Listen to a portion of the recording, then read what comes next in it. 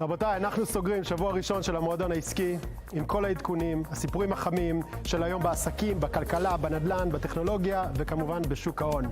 והערב, יום העצמאות של ארצות הברית הוא הזדמנות כלכלית שמניעה את הכלכלה של כל העולם. אז כמה כסף האמריקאים מוצאים על אוכל ב4 ביולי? וגם, באיזו מדינה בארצות הברית לשים מטבע באוזן היא עבירה פלילית?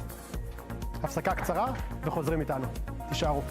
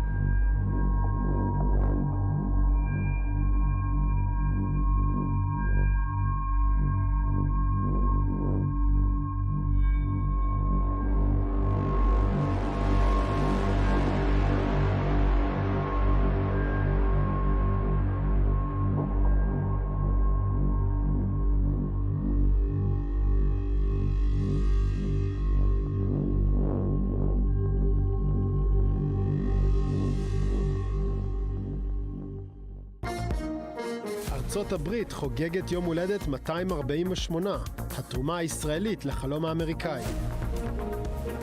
המרוץ לנשיאות, ביידן מנסה למזער נזקים אחרי הדיווח על פרישה צפויה מהמרוץ. בווגאס כבר מתייחסים אליו כלשעבר. כמה כסף תוכלו להרוויח אם בכל זאת תאמרו על הנשיא? כמעט 10 מיליארד דולר זה הסכום שהאמריקאים יוציאו היום על המנגל השנתי. טבע, צ'ק פוינט ומובילאיי, או בכלל סייברארק, מי החברה הישראלית הכי גדולה בבורסות בארצות הברית? לילה טוב. פותחים גם היום עם המספר המיוחד שלנו, והוא קשור, איך לא, בסימן 4 ביולי. לפי נתונים רשמיים, הציבור בארצות הברית מוצא היום לא פחות מ9 מיליארד ו400 אלף דולר על מוצרי מזון, כ3 מיליארד דולר יותר משנת 2014. ההוצאות המוגזמות על מזון הן בעיקר כדי לציין את אחת המסורות המרכזיות של האמריקאים ביום העצמאות שלהם, שזה כמובן הברבקיו. כאשר החצר הביתית מקושטת בצבעי כחול לבן אדום ודגל ארצות הברית מתנוסס בכניסה לבית. מצטרפים אלינו חברי הבורד שלנו, תמיר הרשקוביץ וזיו אלול, שניכם עם ניסיון רב בפעילות עסקית בשוק האמריקאי. תמיר, האם השתנתה הדינמיקה בין ארצות הברית לבין ישראל ככל שהכלכלה הישראלית מתבגרת? אנחנו יודעים שיש ייצוא משמעותי בין ישראל לארצות הברית. ארצות הברית היא שוק אסטרטגי, שוק יעד, כמעט 50 מיליארד דולר בשנה, בעיקר שירותים, בעיקר שירותי הייטק. זה ידוע, אבל יש גם כניסה של הרבה מאוד מנהלי כספים, מנהלי קרנות, מנהלי תאגידים גדולים שמגיעים לישראל לחפש השקעות. עכשיו צריך להבין, השוק ההון הישראלי מנהל 2.5 טריליון כסף מוסדי. ובמרוצת השנים ראינו שינוי גם בטעמים של המנהל השקעות הישראלי, מהשקעות בעיקר לוקליות סחירות, להתרחבות לשווקים בחו"ל, לשווקים לא סחירים, לקרנות השקעה, לקרנות גידור, והם רואים פה קר פורה שהם מגיעים לארץ לחפש בעצם השקעות ארוכות טווח בישראל. אז רגע, אתה אומר שני דברים. אתה אומר מצד אחד, גם קרנות האמריקאיות, קרנות גידור, פרייבט אקוויטי, מגיעים לארץ כדי לגייס כסף עבור קרנות שלהם. זאת אומרת שיש פה נפח כלכלי משמעותי. אתה אומר מצד שני, הם גם באים לכאן לחפש השקעות. נכון מאוד. יש פה נפח אחד שלם של השקעות ריאליות. אנחנו רואים כמעט בכל שבוע איזושהי חברה שעושה אקזיט, חברה טכנולוגית, לאיזושהי חברה אמריקאית שמבצעת פה רכישה. אנחנו רואים תנועות הון ריאליות לתוך ישראל. זה פעם אחת. פעם שנייה, גופי השקעה גדולים שמחפשים אפשרויות להוציא מפה כסף לארצות הברית, לשווקים מתעוררים, על ידי השקעה בקרנות השקעה. אז יש פה בעצם תנועות מנוגדות, גם של כניסה של כסף ריאלי וגם פיננסי, למרות שבשנה האחרונה הוא יורד, אבל גם יציאה אגרסיבית מאוד של נכסים, לחול, גם לנכסים סחירים, כמובן לארצות הברית, גם לפרייבט אקוויטי וגם לגידור. צריך לציין שיש סיגמנטים מאוד מסוימים שהם מפותחים מאוד בארצות הברית, לדוגמה, early stage טכנולוגיה, infrastructure, כלומר תשתיות, וקרנות בודדות של 15 ו-20 מיליארד דולר, קרן אחת, מחפשת השקעות בכל העולם, ועם כמות הנכסים שיש בישראל זה לגמרי שוק לגיטימי. אז אתה אומר שיש פה עסקאות מספיק גדולות, שאנחנו נמצאים על המפה של המשקיעים האמריקאים. כי הם הרי צריכים לייצר אלפא משמעותית, כדי שזה יזיז את המחוג אצלם בקרנות הגדולות שהן מייצרות, הם צריכים גם להשקיע בעסקאות גדולות, וישראל התבגרה לכדי עסקאות מספיק גדולות. זיו, אתה רואה את אותה תופעה, אתה רואה את ההתפתחות של השווקים ברמה כזאת שישראל הקטנה עם 9 מיליון, כמעט 10 מיליון אזרחים, יכולה להיות מטרה לעסקאות כאלה? קודם כל, אני מאוד מתרגש מהאופטימיות של תמיר. ומההסתכלות באמת שעדיין יש פה מגמות חיוביות וטובות, אני רואה את זה פחות ככה, אבל אני שמח מאוד מהאופטימיות. מסתכלים על המגמות בהייטק כרגע, שהיא מובילה בעצם בתמ"ג הישראלי, רואים שהשנה זה מהווה כ-50% כל שנה בשנים האחרונות. אנחנו מסתכלים על לפני 10 או 15 שנה, זה היווה פחות מ10%. זה משפיע על המיסוי, זה משפיע על כל דבר שאנחנו חיים איתו. אנחנו רואים מגמה מאוד מאוד מטרידה, אנחנו רואים פחות חברות סטארט-אפ. פחות שנפתחות, כי פחות קרנות משקיעות פה בארץ. בחצי השנה הראשונה, 18% פחות גופי השקעה גדולים, קרנות שמוכנות בכלל להשקיע בישראל. אני לא יודע מאיפה המספרים שככה מסתכלים עליהם ורואים מגמות מאוזנות, אבל 80% מהסטארט-אפים החדשים שנפתחו החליטו ללכת לארצות הברית ולהקים את החברה בארצות הברית. כמות היפוכי השרוול, כמות ה-IP שמסוכנת. כתוצאה מהמלחמה וכתוצאה מהמלחמה. אני חושב שהמגמה היא מגמה מתמשכת לצערנו ב3-4 שנים האחרונות. אנחנו ככה, מימי הקורונה, ממשיכים את המגמה. מה זה מתמשכת? אתה אומר, זה היה המצב גם לפני הרפורמה המשפטית? המגמה הלכה והחמירה. כמובן בחצי שנה האחרונה, מאז אוקטובר, השחור כמובן, המגמה הלכה ונהייתה הרבה יותר חמורה, אבל כבר התחילה קודם, אנחנו מסתכלים מהימים של הקורונה. זה המשיך אחרי זה עם ההפיכה, המהפכה, כל אחד עם איך שהוא רוצה להסתכל על זה, וזה המשיך אחרי זה עם המלחמה. אנחנו עדים לזה, וחברות סטארט-אפ מעידות על זה, פחות סטארט-אפים נפתחים. 80% כשכבר נפתחים, מחליטים להקים את זה בארצות הברית. אני חושב שיש פה מגמה מאוד מאוד מטרידה. ה-18% הזה שבעצם רואים אותו בבירור, של פחות השקעות בישראל בהייטק, זה מטריד. כשמסתכלים על המספרים המדהימים שראינו רק לפני 3 ימים, תוצאות מדהימות בישראל, חצי שנה הראשונה, יפהפייה, אין בכלל ירידה. מישהו יסתכל על המספרים מלמטה? זה פשוט מבהיל. 6 חברות בלבד. 6 חברות בלבד אחראיות על 64% מהגידול שראינו בחציון הראשון. בסדר, אבל אם זאת זיו, אנחנו צריכים לשים את הדברים בפרופורציה, אנחנו במצב של מלחמה, כסף, במיוחד כסף שאינרנטית הוא משקיע בנכסים מסוכנים, מעדיף להתרחק מגיאוגרפיות שיש בהם עכשיו סכנה צבאית ואיום על נכסים שהם עולים להשקיע בהם. אנחנו יודעים שלפני התהליך של הרפורמה המשפטית היה פה גידול והיה פה אנרגיה והיו פה השקעות וחיפשו השקעות ישראליות. אז יכול להיות שזה אלמנט זמני, הוא מושפע מהמלחמה, הוא מושפע מיציבות פוליטית, והדברים יחזרו כשהדברים פה יחזרו לשם. מה שבכל מקרה מעניין זה מצד המוסדיים, הדברים נראים טוב. כנראה שבחברות הביטוח הגדולות יושבים על כסף טוב שצריך להיות מושקע, ומבחינת הסטארט-אפים, במיוחד ב-early stage, בשלבים המוקדמים, המצב הוא קצת יותר מסובך. אבל אנחנו נחזור לנקודה הזאת. עכשיו, חדשות כלכליות מסביב לעולם. מחיר הביטקוין ירד לשפל של חודשיים ל$57,843 על רקע אי-ודאות בבחירות בארצות הברית. המטבע איבד יותר מ6% השבוע, וירידות נוספות נרשמו גם באת'ריום. הדולר ירד ב0.7% ונסגר מתחת ל$3.74 לאחר פרסום נתוני תעסוקה חלשים בארצות הברית. הירידה בערך הדולר התרחשה על רקע חופשת ה-4 ביולי בארצות הברית. מנכ"ל אינווידיה, ג'נסן הואנג, מכר מניות בשווי $169 מיליון בעקבות הזינוק בשווי החברה ל$3 טריליון. מאז תחילת השנה, מניית אינווידיה עלתה ביותר מ-150%. הרשויות בסין הכניסו את טסלה לרשימת הרכישות הממשלתיות עם דגל המודל Y המיוצר בשנגחאי. זהו צעד משמעותי שיגביר את מחירות טסלה בשוק הסיני, שעד כה היו מוגבלות בשל מגבלות רגולטוריות. הבורסה בתל אביב ננעלה בעליות חזקות, עם מדד תל אביב 90 שזינק ב3% ב0.3% בהובלת מניות הנדל"ן. תשואת אג"ח ישראל ל10 שנים ירדה ל5% ב0.6%.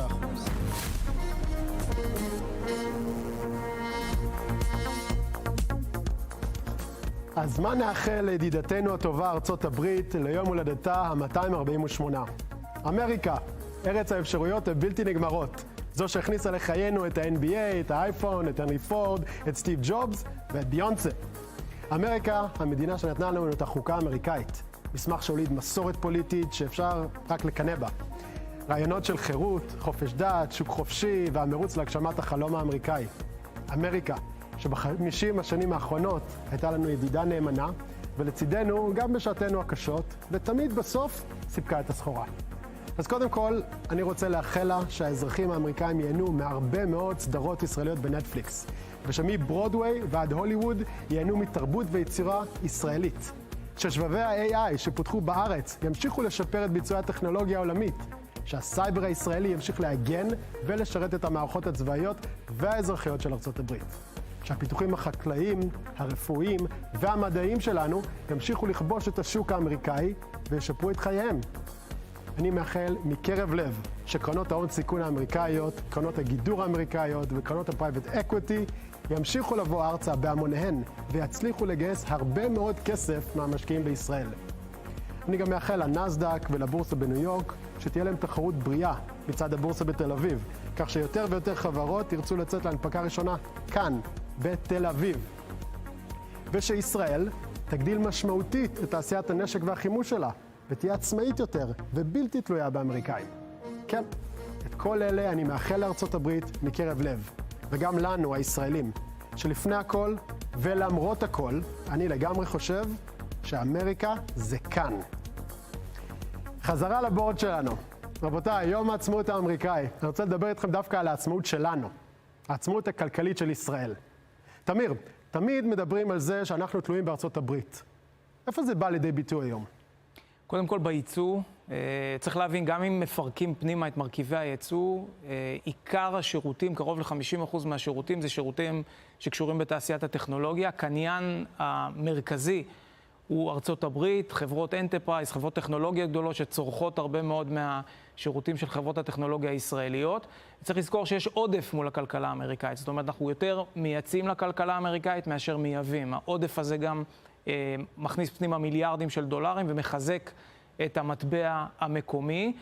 תמיד צריך לזכור שבוחרים לייצא, צריך לבחור כלכלה שתיצור כמה שיותר מעגלים, צמיחה של מעגלים פנימיים בתוך הכלכלה המקומית. ברור שאם אנחנו מייצרים מחצבים ופוספטים למזרח, האימפקט של זה יהיה נמוך יותר מייצור טכנולוגי לארצות הברית, מבחינת כל המעגלים שיש בתוך המדינה. לכן גם חשוב לייצא במרווחים גבוהים לכלכלות חזקות.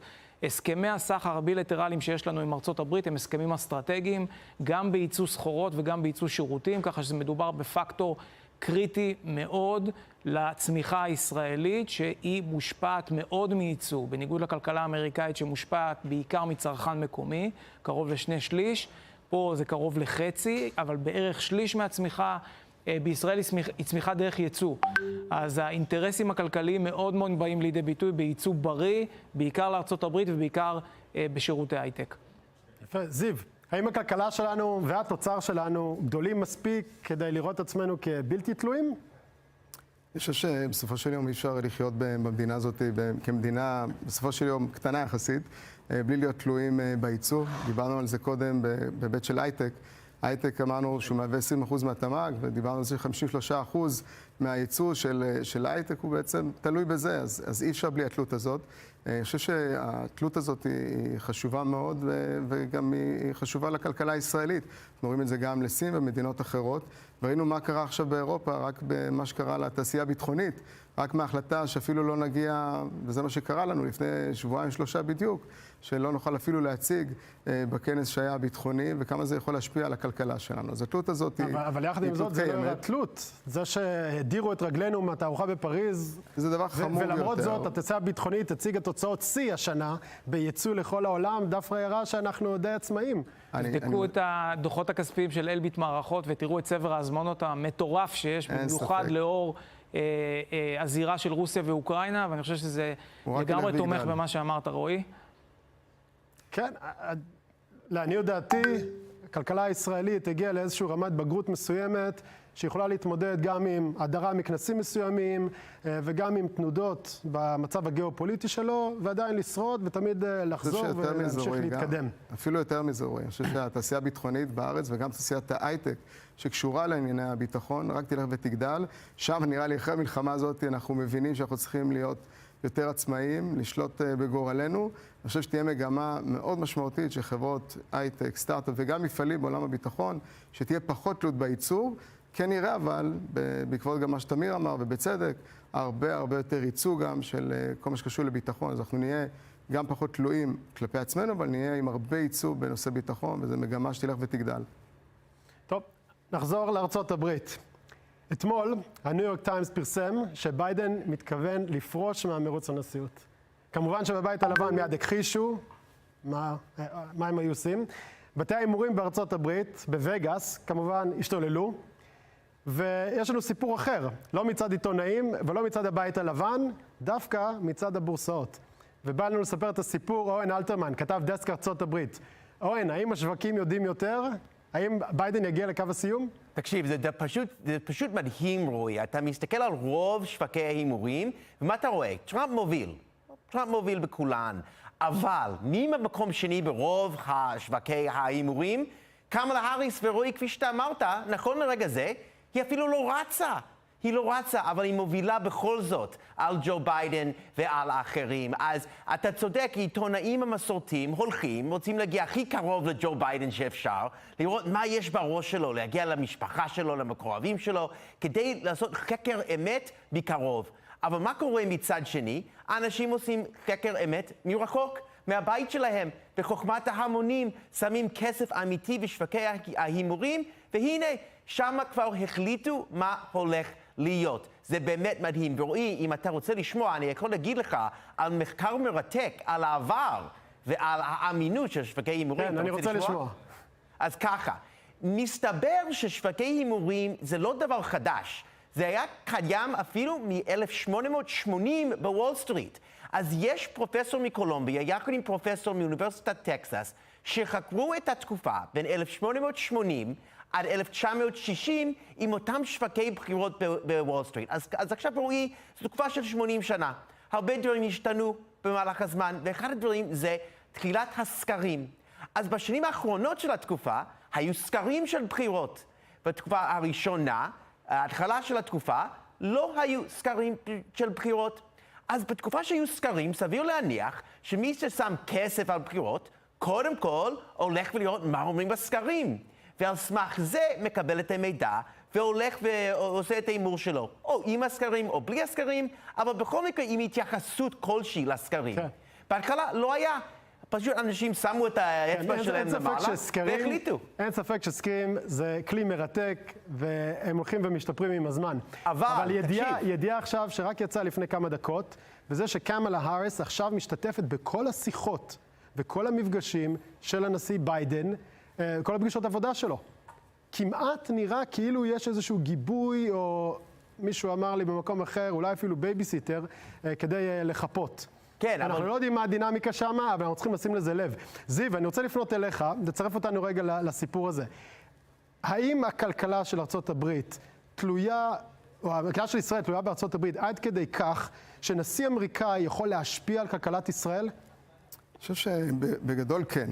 אני חושב שזה יכול להשפיע, כי אנחנו רואים מה קורה כשיש רפובליקנים ודמוקרטים, כל אחד בא עם מגמות שונות ועם גישות שונות. אני חושב שלאורך ההיסטוריה רואים שרפובליקנים משקיעים הרבה יותר בלעשות עסקים, מה שנקרא, וכשמסתכלים על הדמוקרטים, שכל אחד עושה דברים יפים עדיין, אבל באים ומשקיעים בעיקר בכל מה שקשור פנימה, ויותר מה שקשור לחברות הפנימיות שלהם, לבעיות הפנימיות שלהם. אני חושב שראינו את זה גם במגמה של טראמפ כשהוא היה בזמנו, וכמה הוא תמך בישראל ומה שהוא עשה, גם בהסכמי השלום, כשהוא בא והסתכל על הכל מהמקום העסקי.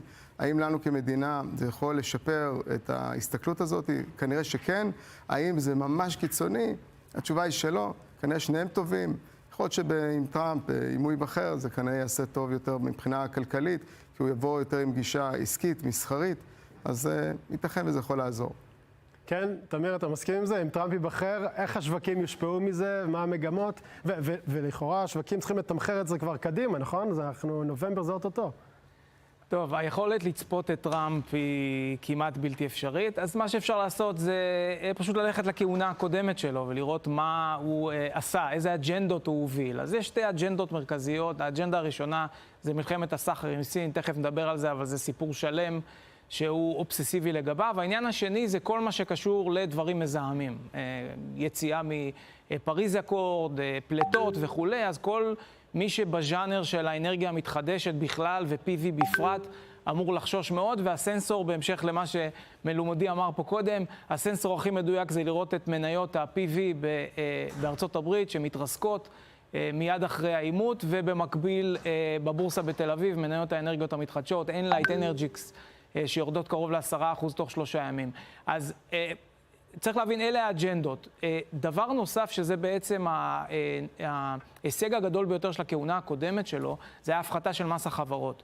וזה הצית רלי משמעותי גם ב-S&P וגם בנסדק, והוא במדיניות הנוכחית שלו, כלומר לכהונה הבאה שלו, אם ותהיה, הוא ישאיר את אותה רמה של מיסוי נמוכה באזורי ה-20% לחברות הציבוריות. נראה איזה כלכלה הוא יורש, וכמו שאמרת נכון, אין לדעת. אנחנו נראה, כאמור, בשני לנובמבר, איך יראה העתיד הקרוב שלנו.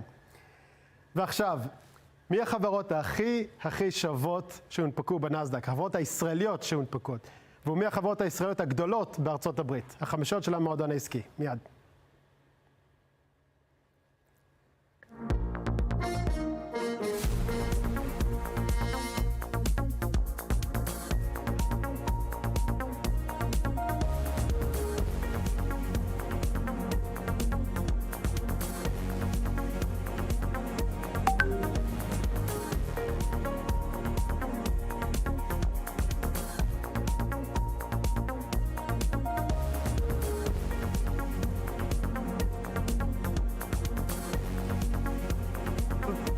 כן.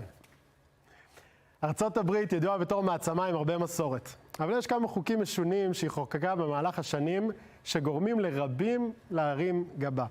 מצטרף אלינו פניאל לוי.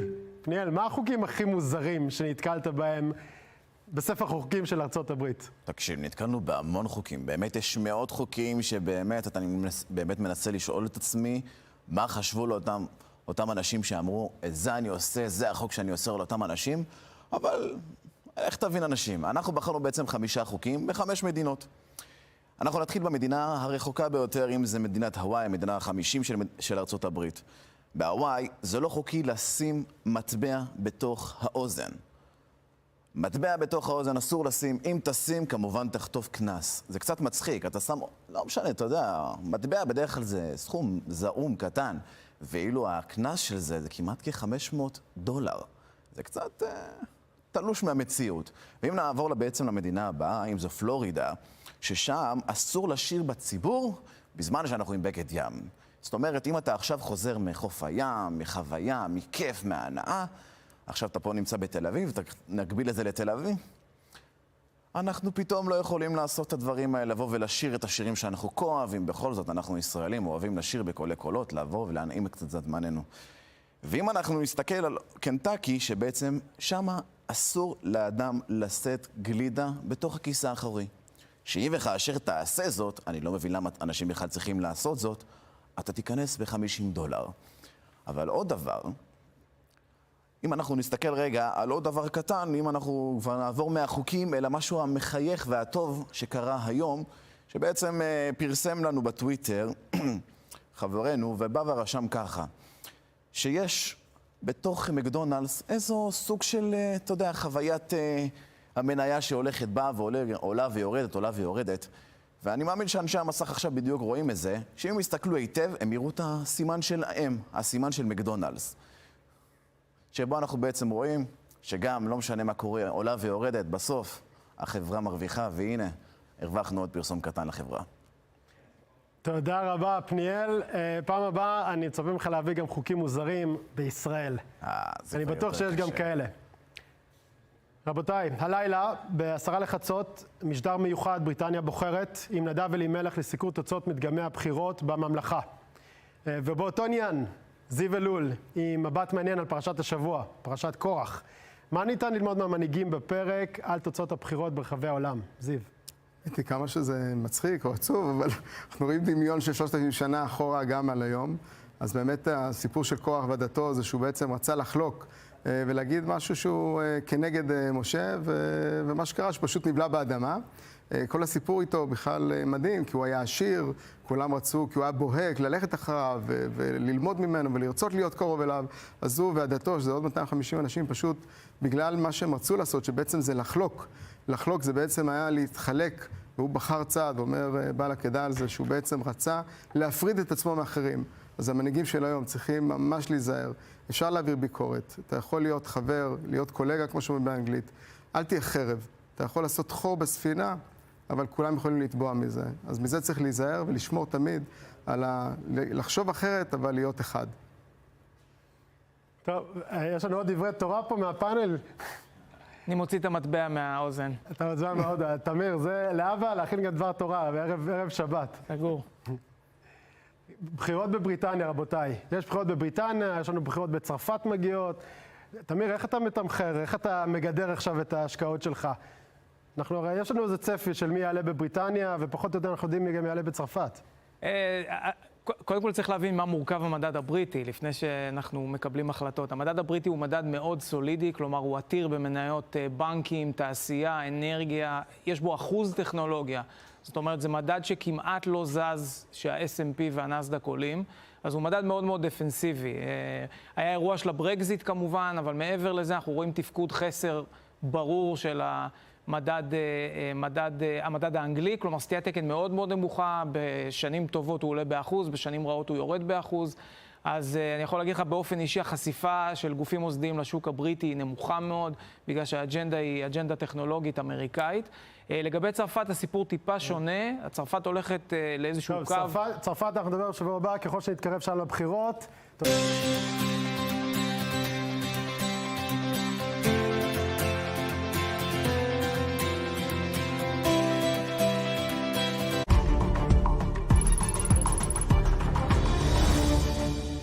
This broadcast is brought to you by Israel Bonds, the most direct and impactful way to support Israel. Invest now at israelbonds.com.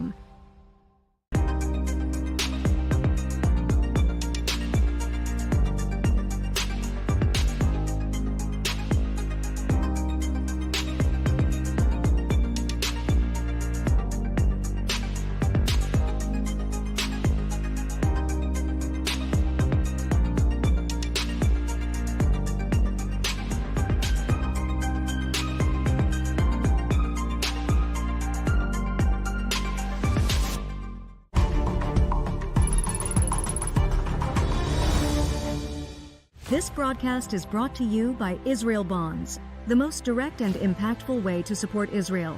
Invest now at israelbonds.com.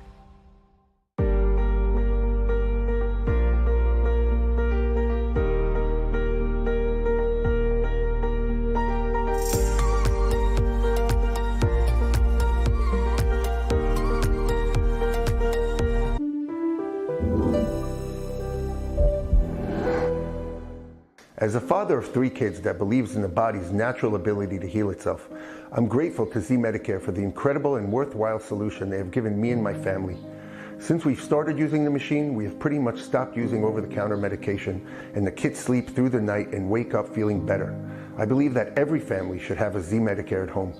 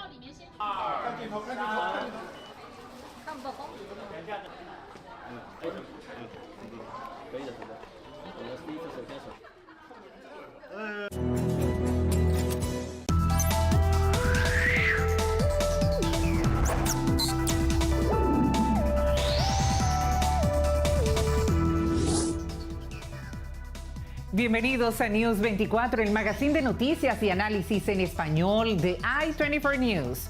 Yo soy Nicole Michel. Entramos en julio. Los niños en Israel oficialmente iniciaron sus vacaciones.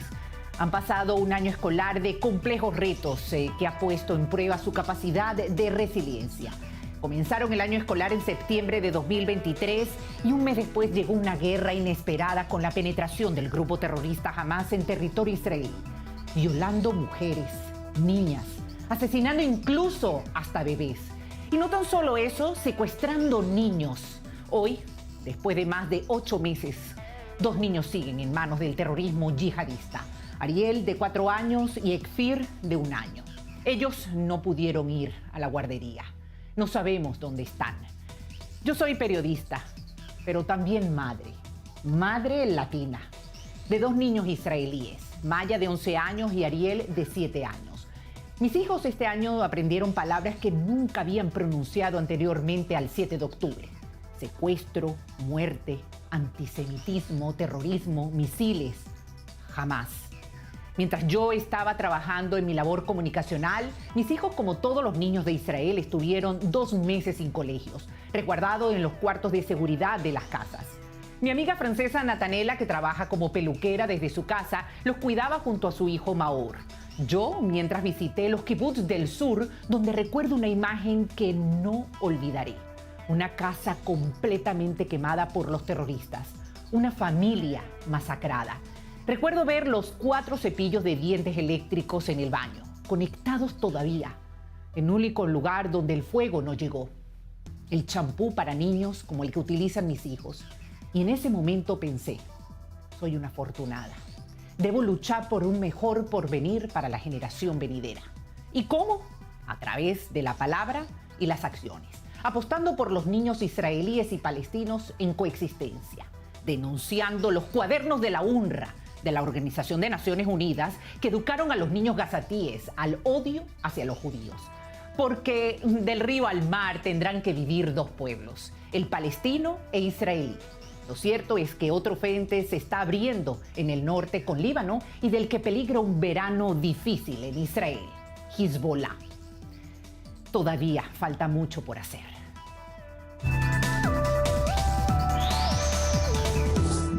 El primer debate realizado en la cadena CNN entre el actual presidente de los Estados Unidos, Joe Biden, y el expresidente Donald Trump fue un frontal choque sobre política en un debate que se tornó muy personal. La enemistad entre ambos candidatos era palpable mientras discutían sobre el aborto, la economía, la edad, las condenas de Trump y el hijo de Biden, incluso su temple en el campo de golf.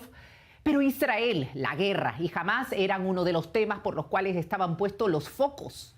Para hablar de ello, hoy realizaremos un debate entre 2 prestigiosos hispanos americanos. Por un lado tenemos a María Herrera Mellado, abogada de inmigración, vicepresidenta de la Asamblea Hispana del Partido Republicano en Miami. Y por el otro lado tenemos a José Aristimuño, analista de la cadena Fox News, ex subsecretario nacional de prensa del Partido Demócrata de los Estados Unidos. Bienvenidos a ambos a i24 News. Gracias. Comencemos de esta manera como parte del debate con las críticas que actualmente se han hecho, y de esta manera queremos ver parte de lo que trajo muchas alarmas en el debate. We'd be able to help make sure that all those things we need to do, child care, elder care, making sure that we continue to strengthen our healthcare system, making sure that we're able to make every single solitary person eligible for what I've been able to do with the with the COVID, with dealing with everything we have to do with, look, if we finally beat Medicare. Thank you, President Biden. President Trump? Well, he's right. He did beat Medicare. He beat it to death. María Herrera Mellado, ¿cómo percibiste a Joe Biden? Yo creo que todos pudimos ver que Joe Biden no se encuentra en sus mejores capacidades mentales ni cognitivas. Es un hombre que está muy mayor, que por desgracia como estadounidense pues tenemos que decir que ahora mismo no representa un liderazgo fuerte como necesitan los Estados Unidos de América. Lo vimos varias veces en el debate en el que le faltaba, digamos, la capacidad de terminar frases. Precisamente lo que acaba de usted poner, de que ganaron a Medicare, algo que no tenía nada que ver. Cuando le preguntaron de los impuestos tampoco supo responder y no supo tampoco contrarrestar lo que decía Donald Trump. Yo creo que el Partido Demócrata tiene un problema y se llama Joe Biden, y de aquí a noviembre puede pasar muchas cosas. Ahora hay que ser claro de que esas voces que piden el reemplazo de Joe Biden tienen que tener en cuenta las diferentes normas estatales que no le permiten rápidamente reemplazar a este candidato a la presidencia, que hay que decirlo, también ha levantado millones de dólares para el Partido Demócrata y representa una opción a día de hoy real, pero debilitada de lo que siempre ha sido un partido opositor fuerte. José Aristimuño, ¿es posible que físicamente Biden no esté en capacidades de gobernar o todo lo contrario? Yo creo que no es secreto para nadie que no fue una buena noche para Joe Biden ese debate. Ese debate fue difícil para él. No diría, si viéramos a ese Joe Biden así todos los días, pudiéramos argumentar eso, pero vimos que el día siguiente era todo lo opuesto. El día siguiente en Carolina del Norte, Joe Biden estaba fuerte, tenía energía, estaba en todas sus capacidades para amplificar los mensajes y las políticas del Partido Demócrata. Si Joe Biden quiere retirarse de esta contienda, número uno, no solamente tiene que decirlo, porque tiene que pasar por una serie de reglas burocráticas, lo que se estaba refiriendo María. Hasta el momento Joe Biden no ha dado ningún indicativo o señales que quiere retirarse. Lo que sí hay que ser bastante objetivos, ¿no? Es ver los resultados. No solamente que el debate fue malo para Joe Biden, pero cómo eso va a mover las encuestas de aquí a noviembre. Hasta los momentos, obviamente solamente han pasado algunos días, las encuestas no se han movido de un lado para otro. Históricamente, los debates no mueven al electorado. No lo hicieron con Mitt Romney y Barack Obama. Vamos a recordar que Barack Obama, el primer debate de la reelección en el 2012, su debate fue un desastre y obviamente fue reelecto presidente. Fue una mala noche para Joe Biden, no creo que determina la derrota totalmente en noviembre, pero es muy temprano todavía para tomar una decisión. María y José, Israel es un gran aliado de los Estados Unidos en Medio Oriente. La guerra de Israel contra Hamás es parte de la agenda de ambos candidatos. Así se refirieron Trump y Biden al respecto. Israel would have never been invaded in a million years by Hamas. You know why? Because Iran was broke with me. I wouldn't let anybody do business with them. They ran out of money. They were broke. They had no money for Hamas. They had no money for anything. No money for terror. I'm the guy that organized the world against Iran when they had a full-blown intercontinental ballistic missile attack on Israel. No one was hurt. No one Israeli was accidentally killed, and it just stopped. We saved Israel. We are the biggest producer of support for Israel of anyone in the world. And so there are two different things. Hamas cannot be allowed to be continued. You got to ask them, as far as Israel and Hamas, Israel's the one that wants to go. He said the only one that wants to keep going is Hamas. Actually, Israel is the one, and you should let him go and let him finish the job. He doesn't want to do it. He's become like a Palestinian, but they don't like him because he's a very bad Palestinian. He's a weak one. José, Trump dice que Biden obstaculiza el camino para terminar con Hamas. ¿Qué opinas al respecto? No, nada de eso es cierto. Joe Biden ha literalmente creado una coalición mundial para derrotar a Hamas, pero también Joe Biden entiende, y la mayoría de la comunidad mundial, todos aliados, países, etcétera, entienden que hay que hacerlo de una manera inteligente. No podemos matar una cantidad de civiles en el proceso. Y yo creo que Netanyahu y el gobierno de Israel actualmente han forzado, han tenido una gran cantidad de críticas, no por ir contra Hamas. Yo creo que nadie puede estar en contra que deberíamos derrotar a ese grupo terrorista lo antes posible, pero hay que hacerlo de una manera inteligente, usando las mejores tecnologías y asegurarnos que no matemos una cantidad de civiles en el proceso. María, ¿qué opinas al respecto de lo que ha dicho José Aristimuño? Bueno, yo creo que es importante repetir las palabras del expresidente Trump, que efectivamente con unos Estados Unidos más fuertes y en un contexto en el que no se levanten las sanciones ni se financia al régimen de Irán, no habría ocurrido esta guerra, y eso es importantísimo. Por otra parte, sí, está bien que queramos ser unos aliados de Israel, pero sí, mientras no han liberado a los rehenes, pedimos y nos ponemos en la coyuntura de pedir un cese, un alto al fuego, no estamos permitiendo que Israel efectivamente acabe con el terrorismo. Por supuesto que hay que proteger a los civiles, pero tenemos una situación realmente complicada, ¿no?, donde los terroristas están precisamente utilizando, como siempre lo hacen, a los civiles como escudos para seguir atacando y asesinando no solo a israelíes, sino a ciudadanos de todo el mundo, mexicanos, españoles, estadounidenses. Por lo tanto, yo creo que Donald Trump acierta, y además hay que recordarle a todo el mundo lo que se ha permitido aquí en los Estados Unidos bajo esta administración: la toma de campuses universitarios por parte de radicales, inclusive familiares de terroristas, algo jamás visto, e incluso que tumbaran la bandera de Estados Unidos. Con Donald Trump esto efectivamente jamás habría pasado. Eso lo hablaremos. José, ¿cómo es el compromiso de Joe Biden? A diferencia de lo que está mencionando María con respecto a Irán y sus proxies como Hezbollah, o sea, ¿cuál ha sido la fuerza o no que ha dado en su gobierno ante esta situación? Bueno, primero que nada, Joe Biden ha estado en contacto con el gobierno israelí todos los meses desde octubre del año pasado que esto ocurrió. Segundo, no solamente ha estado hablando con el gobierno israelí, ha accionado ayudándolos con mucho dinero, miles de millones de dólares hacia Israel. Biden se ha comportado como la mayoría de los presidentes, y todos los presidentes estadounidenses que siempre han apoyado a Israel. Nosotros los demócratas creemos que eventualmente tenemos que llegar a una solución de dos estados. Esto no es tan fácil, es bastante complicado. Muchos presidentes lo han intentado y han fracasado en el intento, pero Joe Biden ha sido muy claro, fue muy claro en el debate, ha sido muy claro durante toda su vida, cuando fue senador, cuando fue vicepresidente, que siempre va a apoyar a Israel, pero siempre y cuando Netanyahu, en este caso, si está en una guerra contra Hamas, que explique hacia dónde está yendo el dinero, cómo están utilizando las armas, y no que solamente empiecen a bombardear, ¿no?, ciudades que están pobladas y mueran miles de personas, de civiles, por accidente. Eso no lo podemos permitir. Y yo creo que al final del día ambos, los republicanos y los demócratas, apoyan a Israel. Pero vemos a un Joe Biden que entiende que la diplomacia siempre tiene que ser lo primero que se utiliza. Si no se puede, obviamente usamos la fuerza, como es lo que está ocurriendo en este instante. María, menciona José Aristimuño que el gobierno demócrata apuesta por dos estados. El gobierno republicano, si estuviera Trump, ¿qué opinas al respecto? ¿Apoyarían también la posición de dos estados, el israelí y el palestino?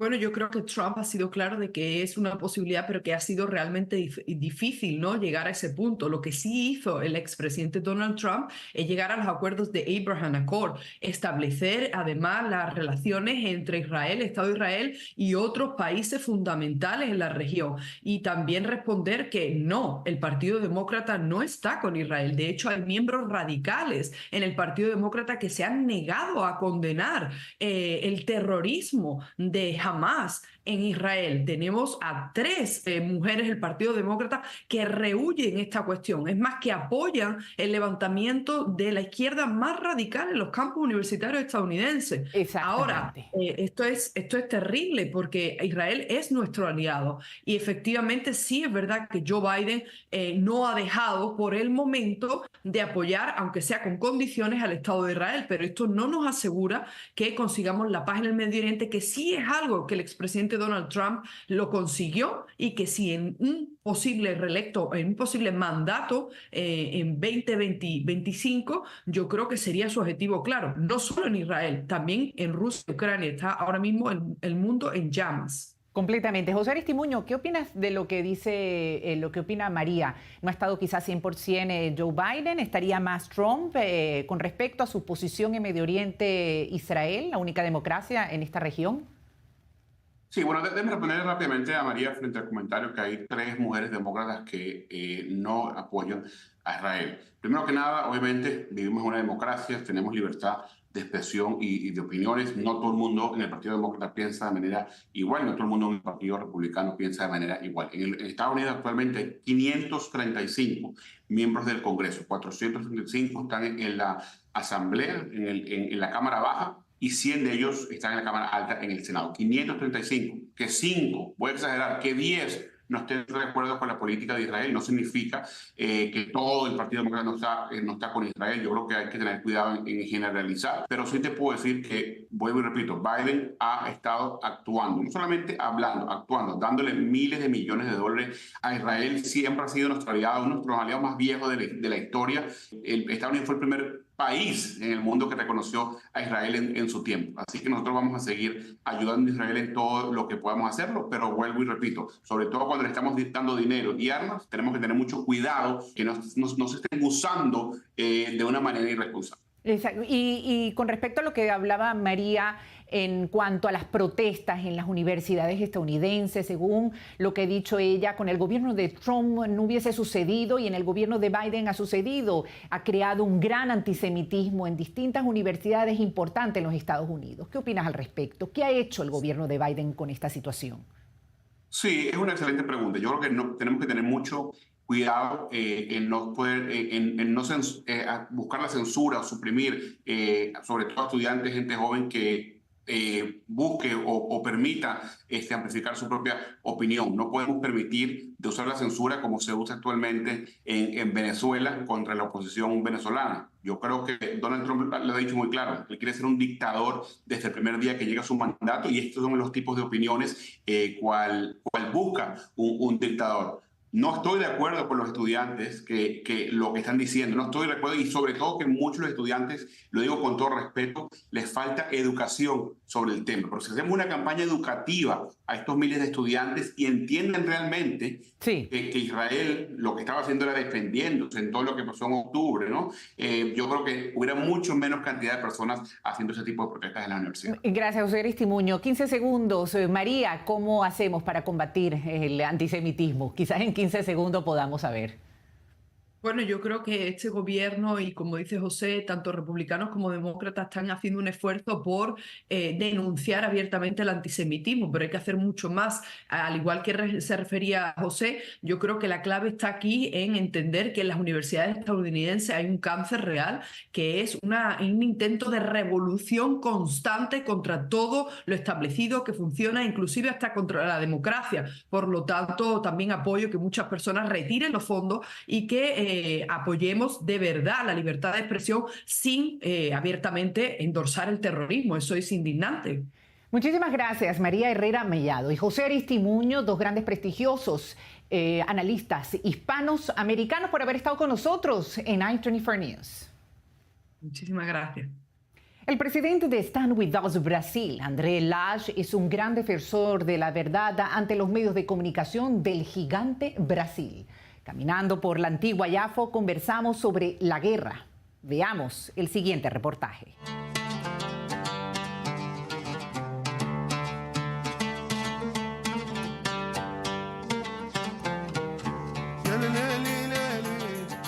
André Lage, qué bueno estar caminando contigo aquí en Yafo, al lado de la mezquita. Sí, muy lindo. Es una escena de la coexistencia en Israel. Exactamente, mezquita, la iglesia, es una ciudad magnífica, Yafo. Sí. André, 8 meses y más ya de esta guerra tan difícil aquí en Israel. ¿Qué sientes en este viaje, como siempre haces? ¿Y cuál es el sentimiento que traes también de Brasil? Mira, ahora tuvimos más una delegación de 8 periodistas muy seniors de varios medios de comunicación en Brasil. Un viaje muy democrática, muy variable, con opiniones distintas. Yo creo que mucha gente en Brasil entiende lo que está pasando. Mucha gente en Brasil entiende que Hamas es un grupo terrorista, que mantiene rehenes en la franja de Gaza. Israel tiene un problema de imagen en América Latina, por Estados Unidos, por el pasado de América Latina, por 1000 motivos. Y yo creo que depende de nosotros hacernos el trabajo de explicar cada vez más, contextualizar lo que pasa acá y intentar el máximo posible decir la verdad con los factos, porque creo que la verdad está con nosotros en el final. No creo que Israel no comete errores. Pero estamos hablando de una guerra de un país democrático contra un grupo terrorista. Estuvo aquí hace pocos meses incluso el gobernador de Goiás y Sao Paulo. Por otra parte, han comprendido muchísimo lo que pasa y no es cuestión de posicionarse con Israel o con los palestinos. Al contrario, Israel y Palestina tienen que convivir en esta región que ha sido difícil. El hecho está en condenar el terrorismo. ¿Y qué ha pasado en eso? Yo creo que hay un populismo y hay un interés de hablar para la base.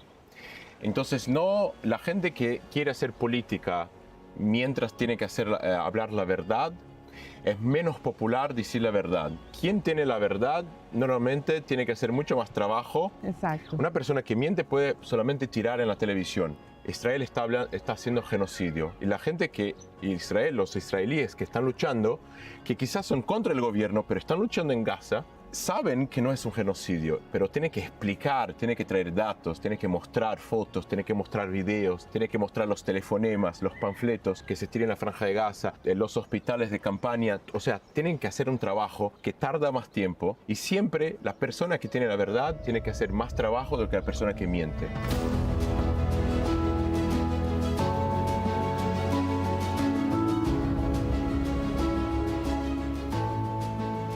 Se sienta en las escaleras en el colegio, con los amigos. Una escalera vieja esa. Sí, antiguas. Y tanta historia que hay aquí. Y es duro para un pueblo como el nuestro, judío, que nos califiquen de genocida. Sí. Cuando estamos librando una batalla, pero no tan solo es para proteger el Estado de Israel, sino hasta las democracias del mundo, del terrorismo que significa, ¿no? Exacto, yo creo que la acusación de genocidio, ella no contribuye para nada para la paz. Obviamente Israel no está haciendo genocidio porque un país que quiere cometer genocidio no hace lo que Israel hizo los últimos 8 meses para intentar disminuir todo el sufrimiento en Gaza. Obviamente hay sufrimiento en Gaza, obviamente que hay civiles que murieron en Gaza. Y que no la están pasando bien en Gaza, que es duro. No están pasando bien. Muchos niños que han muerto. Y es muy lamentable. Pero, dicho eso, el país que quiere hacer un genocidio no abre 11 hospitales de campaña, no envía avisos, no hace telefonemas, no envía ayuda humanitaria, no abre la frontera de su país con esta región y entra miles y miles de camiones con comida. Entonces, Israel no está cometiendo el genocidio. Eso, la oposición de Israel que quiere que el gobierno se calla mañana, también no acepta la acusación, porque la acusación no están acusando al gobierno, está acusando al país, y el país no tiene ningún interés de hacer genocidio. Yo creo que cuando acusas a alguien que no comete genocidio de genocida, está sacando toda la legitimidad que este país tiene de poder luchar una guerra que le fue impuesta a fuerza por un grupo terrorista que controla una región. Y yo siempre hablo eso a los brasileños y a los latinoamericanos. Si un territorio a donde viven 2 millones de personas que eligieron el gobierno, que es un grupo terrorista, entra en otro país, en su país, te sacan 30.000 habitantes, te matan 70.000 y vuelven para este territorio, ¿qué querés que tu país haga para poder resgatar los rehenes? Y estoy hablando del número de millones, de miles. Claro. Porque proporcionalmente serían como 30.000 brasileños. Y yo creo que los brasileños estarían obviamente apoyando al gobierno de responder. Obviamente. Para hacer todo lo posible para resgatar sus rehenes y para impedir que nuevos ataques ocurran en el futuro. Es exactamente eso. Mira, el ejemplo ahora cuando se rescató, se rescató a Noah Argamani y los otros 3 israelíes. Estaban en una casa. ¿De un civil? De un civil. Periodista. Y además. 3 estaban en una de casa Al Jazeera. de Al Jazeera. Sí, pero lo impresionante que estaban ahí sabiendo que va a rescatarlos de alguna manera el ejército israelí que está buscando en hacerlo y alrededor a quienes ponen para proteger sus intereses, a civiles. Exacto. 30.000 civiles a vuelta. Entonces, ahí me pregunto, y te pregunto, ¿dónde está el mundo para ver una realidad que es justamente lo que nosotros queremos reflejar? la protección primero de este Estado que ha costado tanto, y segundo también poner justicia ante el mundo, ante las organizaciones. Mira la ONU cómo se ha comportado. La gente no está la gran mayoría del mundo no está interesada en la verdad. Si Israel no logra tener el derecho de responder a un atentado terrorista de esta magnitud, ¿qué va a pasar en otros lugares del mundo donde hay grupos terroristas controlando territorios, entrando en territorios, secuestrando, matando, violando a las mujeres y volviendo? Eso es muy importante porque en el final jamás estaría creando un precedente perfecto de que el crimen no es punible. Y eso es un problema para el mundo.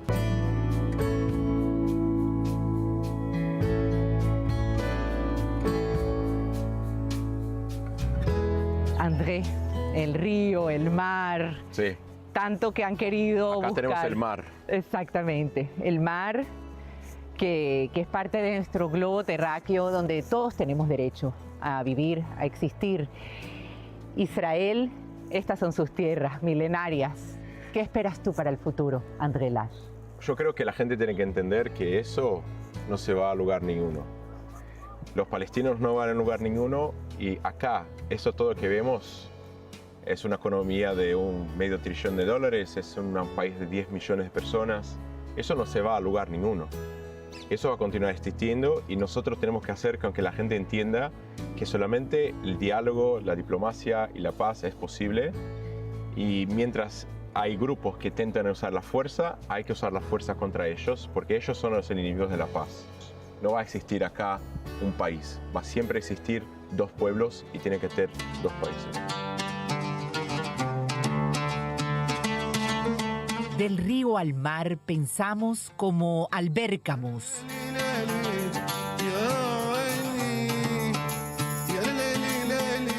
La paz es la única batalla que vale la pena librar.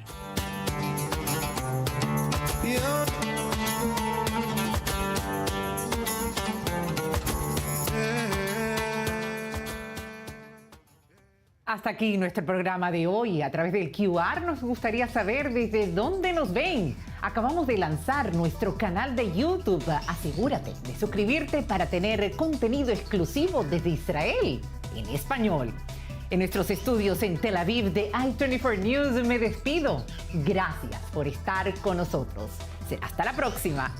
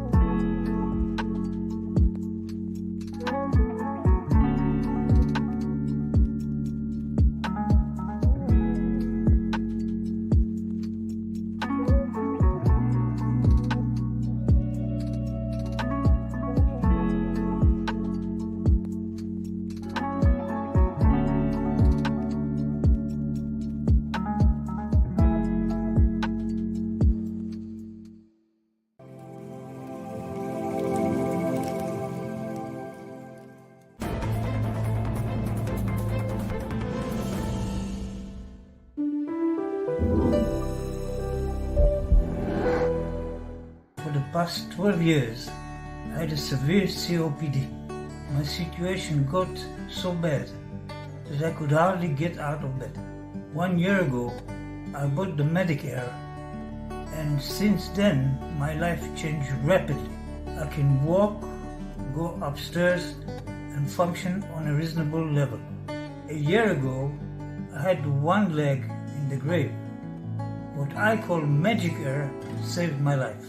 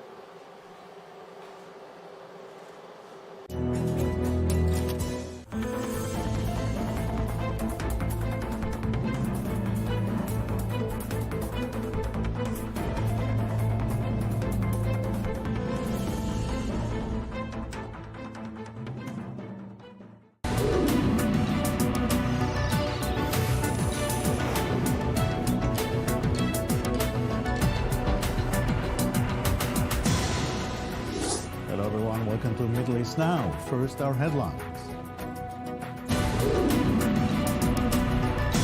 A massive attack by Hezbollah on northern Israel, followed by airstrikes in Lebanon. Some progress towards a hostage deal. Negotiations will resume in Cairo.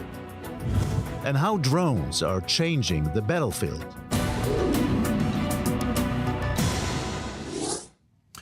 Hezbollah fired more than 200 rockets and 20 drones today on northern Israel. One soldier was killed and fires broke out. Israel responded with airstrikes throughout Lebanon. I-24 News, Ariel Osaran reports.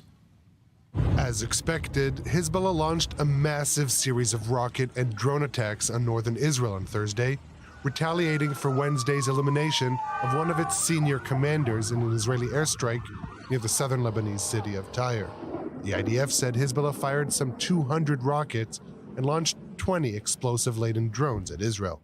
The response to the assassination of Abu Nami began last night and was swift. And today, the series of reactions continues in sequence until this hour and will continue.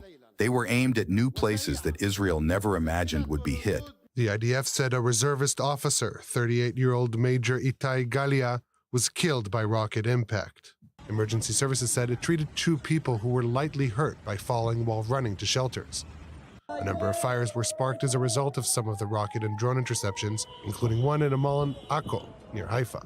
The IDF said it responded with multiple waves of airstrikes in southern Lebanon, with locals in Beirut reporting hearing sonic booms. But for residents of northern Israel who spoke to our I-24 News Hebrew channel, it's not enough. צריך להפסיק את הירי המתועב הזה, ויש לנו ראש ממשלה אחד שצריך להתעורר מהתרדמת שהוא מצוי בה ולהתחיל מלחמה בצפון. יש היום מלחמה במעמד צד אחד, לצערי הרב, צריך לפתוח במלחמה ולהסיר את האיום הזה מגבולה הצפוני של מדינת ישראל ולהחזיר חזרה את התושבים לבתיהם. This latest escalation comes as Hezbollah held a funeral for its slain senior commander, Mohammed Nasser. Nasser commanded the Aziz unit, one of Hezbollah's 3 regional units in southern Lebanon, responsible for much of the attacks against Israel in recent months. In Hezbollah's obituary, Nasser was described as the martyred commander, a title given to only 2 other eliminated senior commanders. Talib Abdallah, commander of Hezbollah's Eastern Frontier Unit and Nasser's counterpart, and Wissam Tawil, a senior commander in the Special Redwan Unit. Hezbollah pundits in Lebanon accuse Israel of trying to lure the Iranian-backed group to retaliate forcefully, which will enable Israel to launch a wider war. And in Israel, too, the public seems convinced that an all-out war with Hezbollah is imminent. Here in the studio is military analyst Yaakov Lapin. Thank you very much for coming. Yaakov, we are in this vicious cycle of retaliation, still limited though. Yes, it is still limited, but one does ask strategically where this is all going, because certainly the ability to assassinate such a high-ranking figure is an impressive tactical intelligence and precise firepower strike achievement, but everybody knew that Hezbollah would respond in the way that it did. The north was terrorized. We've lost an officer. And the question is, where is this all going? Because at the end of the day, the capabilities of Hezbollah are in place. And no matter how many senior terrorists are assassinated, the capabilities will remain very much entrenched in southern Lebanon, and they are not going anywhere unless Israel makes a decision to uproot those capabilities. And if that's not going to happen, then we have to ask where this is all going. And of course, there's always a danger of escalation and miscalculation. Yes, absolutely. I mean, we have to take into account the possibility that any one of these exchanges could end up developing into a full-scale war without any side actually intending for that to happen. That's certainly something that we have to take into account. But really, you know, at the end of the day, I think the people of northern Israel deserve clearer answers than what we've got so far. As impressive as these achievements are, I think that the Israeli government will have to make a decision about whether it's going to attempt to reach a ceasefire with Hezbollah now, or will it send in ground forces for a serious maneuver, which would likely, precipitate a full-scale war. It's going to have to be one of these two things in the end, because I think, staying in this middle ground is simply unbearable for the residents of the north, and the lack of strategic clarity is a serious problem for their morale. Presumably, if the Gaza crisis is being solved, a hostage deal and a ceasefire and so on, the northern front will also be more quiet. Is this the end of it? this is what Hezbollah has been saying very openly, that if a ceasefire agreement is reached with Hamas, then they themselves will hold their fire.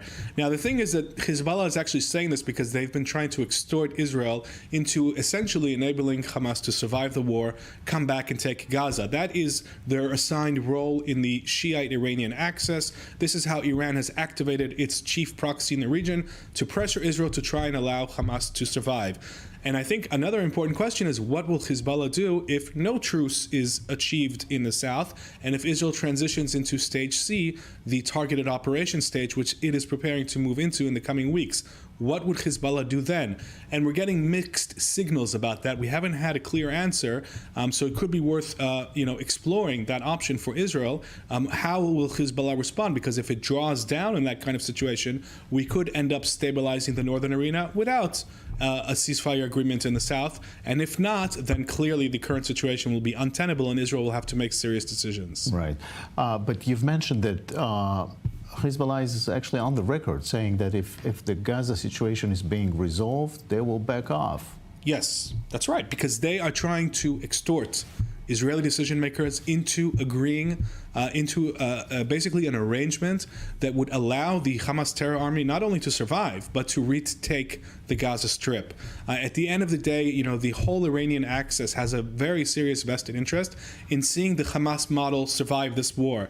Because if Israel is able to remove this threat from the region, and not only remove it from the map, but to make sure that it doesn't rebuild, that's going to be a serious blow to the entire Iranian Shiite axis. There's a lot at stake regionally over what happens in Gaza. So I think this is what Hezbollah is doing. They're trying to pressure Israel into letting Hamas survive and win the war. We'll get back to this later. Meanwhile, facing the possibility of a full-blown war between Israel and Lebanon, many Israelis are making preparations once again. Senior correspondent Bianca Zanini reports. My parents are here for the summer, and she was reading my daughter a book and it had a rocket ship in it. And she said, "The rocket ship is going to outer space." And my daughter looked at her and said, "Oh, there's a war there too?" This is Hannah. She lives in Tel Aviv with her husband and 2 children. In a couple of hours, she's picking up her daughter from school. But before that, she's going through her grab bag. Hannah, like many Israelis right now, is preparing for war with Hezbollah. Allahu Akbar! Since the massacre of October 7th, where nearly 1,200 Israelis were killed by Hamas terrorists who infiltrated the country, and over 240 people were taken hostage, Israel has been at war.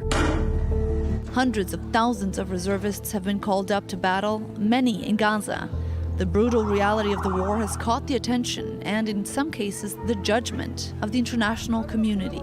But while the world kept all eyes on Rafah, the Gaza Strip's southernmost city, Israel was dealing with a simmering conflict in the north with Hezbollah, an Iran-backed militant terror group based in Lebanon. The group has launched thousands of rockets on a near-daily basis against Israel. In recent weeks, tensions between Israel and Hezbollah have been rising, with analysts warning that a full-scale war is increasingly likely. The two have been at war before, in 2006, but in the 17 years that have passed, the group has grown in numbers and strength. Hezbollah is thought to be the most heavily armed non-state actor in the world, with over 100,000 fighters. It's estimated to have around 130,000 rockets and missiles that threaten to overwhelm Israel's air defense system and cause destruction, damage, and death. This time around, a potential war with Hezbollah could mean hours, if not days, in shelters. Now, there are larger public shelters across the country. You can find those on Google Maps. But a lot of buildings have smaller shelters in the basement, like the one we're going to right now, or one on each floor, or even in the newer buildings, one in each apartment. Now, here in Tel Aviv, residents have exactly 90 seconds from the moment the siren sounds until they have to be in a protected shelter. Now, for other places across the country, places near to the borders, that can be as little as 15 seconds. And then the time that residents will have to stay and to spend in a shelter like this depends on the intensity of the attack. Hannah has been stocking up on necessities like food and water, which she keeps both in the apartment and in the basement shelter of the building. But they've never had to stay longer than 10 or 15 minutes before leaving. Now, on the recommendation of Israel's National Home Front, she's packed a bag for her family. We've got like a combination of things that are for survival and things that are for if we get evacuated and need to start over with absolutely nothing. So the first thing is the flashlight so that we can see if the electricity gets cut off. This is a radio.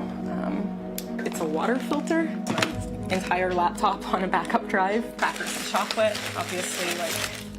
So this is the children's Tylenol. Diapers, this is the difficult one. How many diapers do you pack? It's hard to know the balance between what to take that might help us survive and what to take that will just make my kids feel more comfortable and happy if they're scared.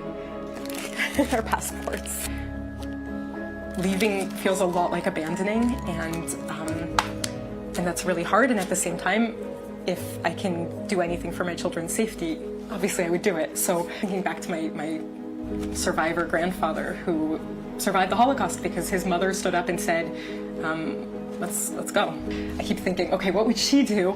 She brought them to Israel, The U.S. has warned that Israel's air defense system, the Iron Dome, could be overwhelmed by the sheer number of incoming missiles and rockets from Hezbollah in case of a full-scale war. The airport could close, and another major concern is the vulnerability of Israel's electric grid.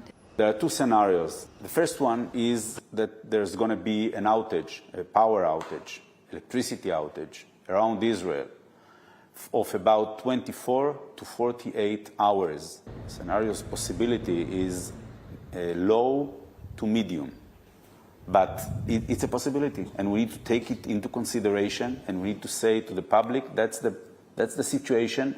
All the officials in Israel which are dealing with security are saying it for months. The second scenario is that the grid, the transmission and distribution net, will be harmed by missiles, and this can create regional outages, which can take a long time.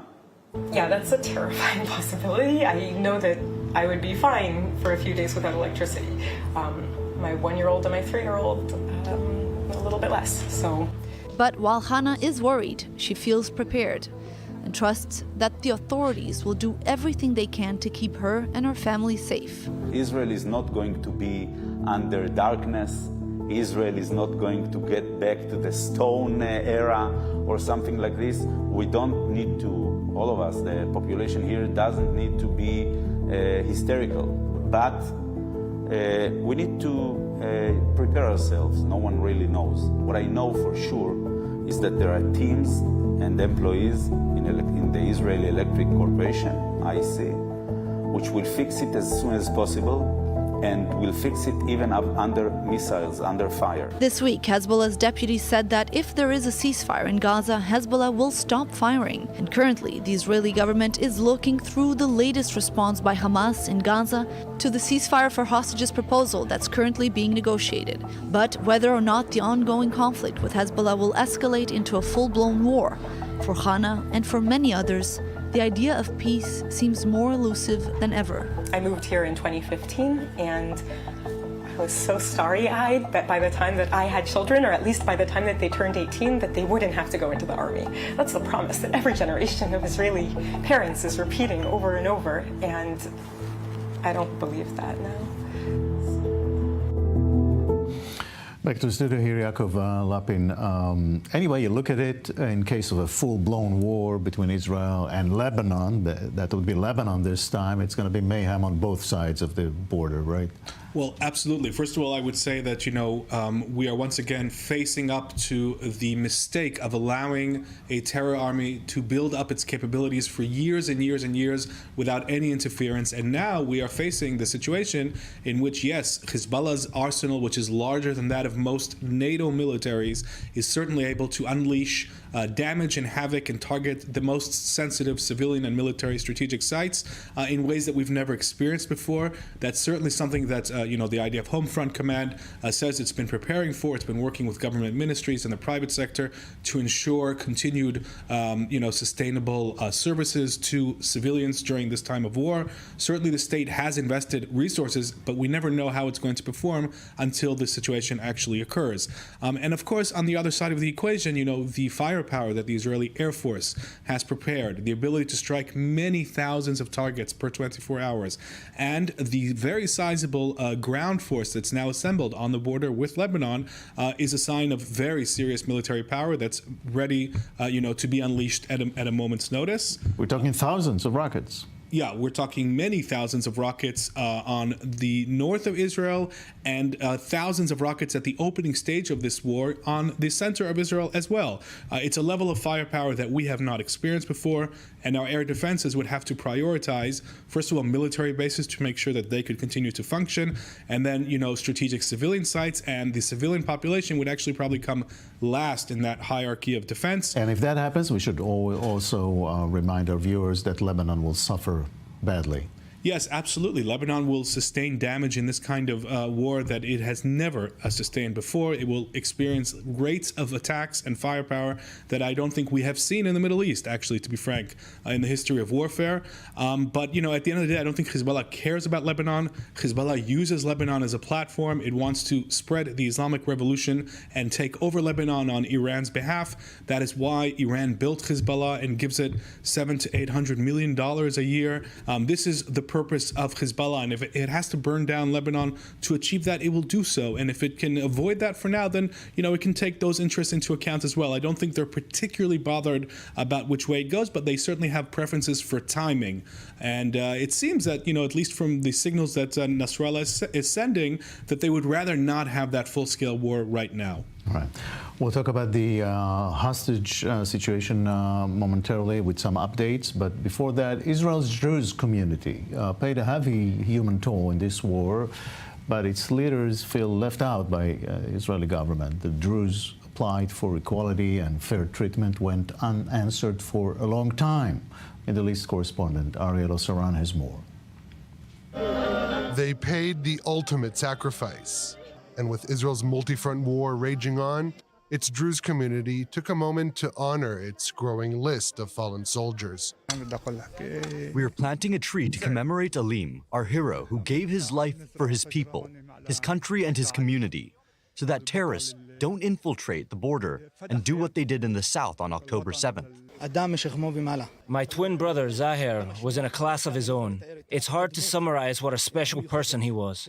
Planting a tree in his memory is a meaningful gesture, since Zahir loved to plant trees, and particularly the olive tree, the tree of peace. Keren Kayemet LeIsrael, the Jewish National Fund, or KKL-JNF, and the Druze community this week held a special tree planting ceremony in memory of the Druze soldiers who died during the Iron Swords War. This is a very emotional event. Planting trees represents life, paying respect to our fallen soldiers who died fighting in the south, in the north, and the West Bank.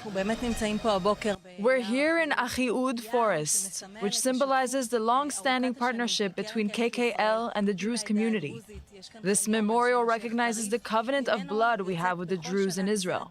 But more than that, we also share a brave covenant of life. And I think we need to do more to strengthen it.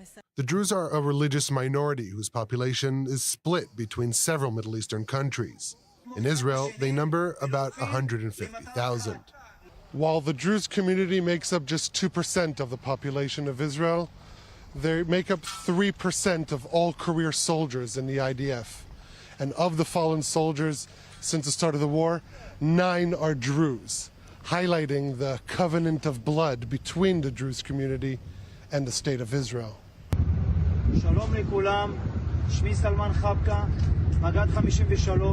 Lieutenant Colonel Habka was among the first commanders to enter the Gaza border communities on October 7th and push back Hamas's offensive. He died 3 weeks later while fighting inside the Gaza Strip. שולח לכם את החיזוקים שלי, ואני מצפה מכם, עם ישראל, מצפה מכם להמשיך להיות מאוחדים, כי רק ביחד נדע לנצח, כי כוחנו באחדותנו. אין לנו ברירה אחרת. I served in the military. My son served, and Salman sacrificed his life for his country because this is our country. We must pay our part. The issue of our partnership being felt not only during war is indeed something we need to talk about, not necessarily at this moment, though. But it's about time that we were brothers in life, and not only during war. This is a very difficult and emotional day. To come here as bereaved parents to commemorate our children, who are part of our hearts. My son Bahar was full of grace and charm and loved everyone. His heart was all forgiving. But despite their proven contribution to the state, the long-standing partnership between Israel and its Druze community is faltering. Lieutenant Colonel Alim Abdallah was the deputy commander of the 300th Bar'am Regional Brigade. He was killed in a firefight with Palestinian terrorists trying to infiltrate the border with Lebanon on the third day of the war. It's a very hard feeling. When we're called to the flag, we're there. In Alim's incident, he had 5 nephews also operating in the area. They didn't say, no, we don't want to go. We don't want to defend the country. This is our country, and there is no other. Unfortunately, the government is all talk. To stand behind this statement means they also need to deliver in actions. Leaders of the Druze community accuse the government of abandoning them, saying they should be seen as equals everywhere, not only on the battlefield. Such sentiments have exacerbated since the controversial 2018 nation-state law, which enshrined Israel as a Jewish state. Minorities say it effectively defines them as second-class citizens. We are fighting on all fronts. We know how to fight. We also know how to fight for our right. Matters of building, planning, fines, legal procedures, and connecting homes to electricity. Just imagine a soldier or officer who returns from the war and his home doesn't have electricity. Just prior to the ceremony, the IDF announced it had begun repairing Central Gaza's main power line in an effort to avoid a health crisis. And for Sheikh Tarif, it serves as further proof to the country's abandonment, as he says, of the Druze community. If we can connect Gaza to power, can't we connect the homes of Druze soldiers and officers who fight on all of Israel's fronts? This is unfortunate, disgraceful, and shameful. And so, with the toll of fallen soldiers constantly rising, the Druze community will continue to live up to its end of the covenant of blood with the state of Israel. We planted the olive tree, which is a tree of peace, to plant new life, to unite us. This symbolizes unity, brotherhood, and partnership in life, not for decades forwards, but for centuries, that we may live together. Hinei matov u'mana'im, shevet achim gam yachad, here in the state of Israel.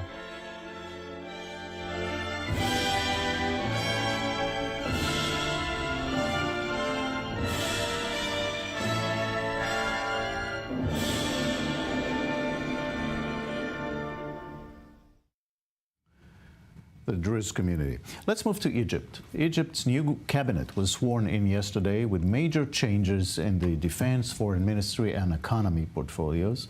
More on that now with Haitham Hassanein from the Foundation for Defense of Democracies. Good evening, good to see you again.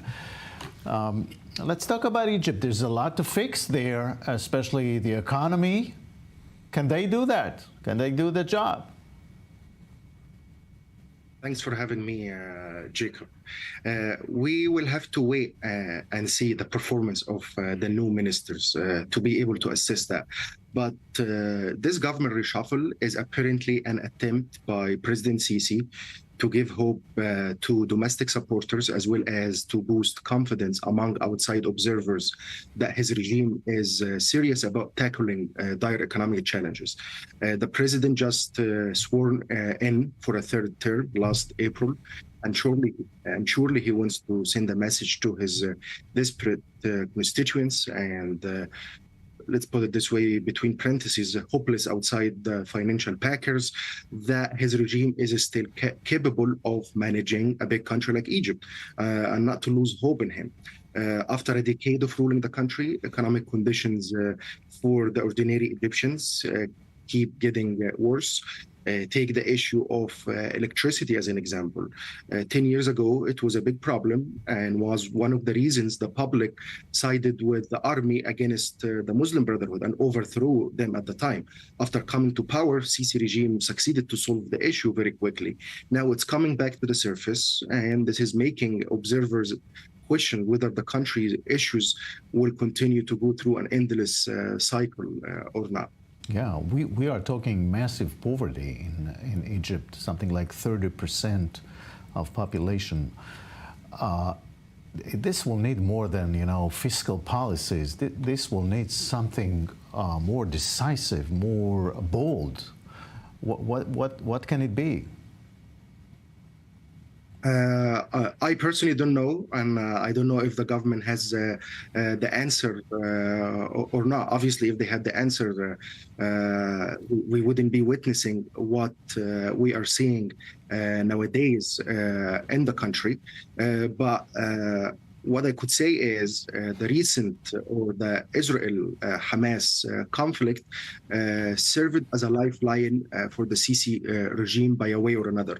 Because before the conflict starts, the regime was cash-strapped, and his financial packers in the Gulf almost lost hope in lending them money, and even international financial institutions were not optimistic about the performance. All of a sudden, the conflict happens. Cairo restores its relevance in modern Middle East politics, and everybody is interested in helping the country again. And so far, they obtained financial commitments of more than $50 billion from like some of it from the United Arab Emirates and others from other international institutions. So surely now they are in a better position than before. So the big question is, with all this cash they are having a mind, what are they going to do with it? Are they going to repeat what happened 10 years ago when they arrived to power and everybody was interested in anchoring? We'll leave with this question, Haitham Hassanein. Thank you very much for that. We have to cut away for some break, and we'll be right back with more news here in Middle East Now. Don't go away.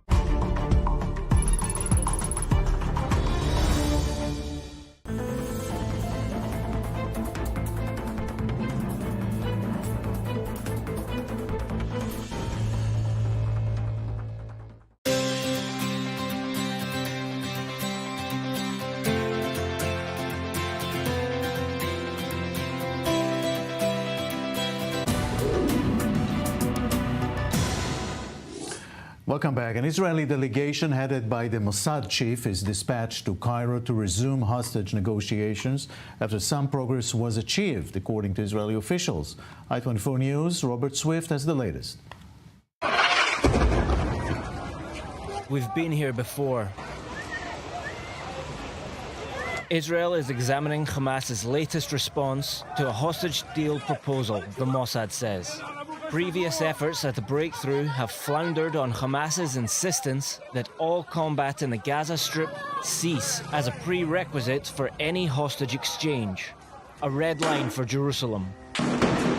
But Hamas's latest outline does not insist on an initial ceasefire, one Israeli source told Haaretz Thursday morning.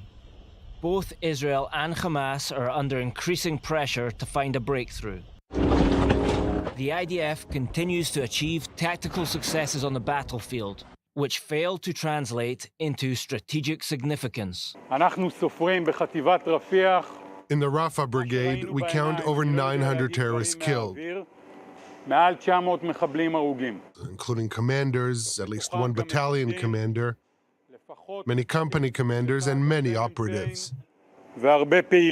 With Hamas's guerrilla operations drawing the Israeli military back into already conquered parts of the Strip. And the Israeli cabinet faces increasing anger from sections of the public who feel the hostages have been abandoned. Hamas, meanwhile, faces increasing international isolation, and the Gaza population growing continuously more desperate. Factors that could change the outcome of negotiations this time. But we've been here before. And here in the studio, military affairs analyst Yaakov Lapin, a wave of optimism coming from Israeli officials today, saying things like, we've never been so close to a deal. What's behind it?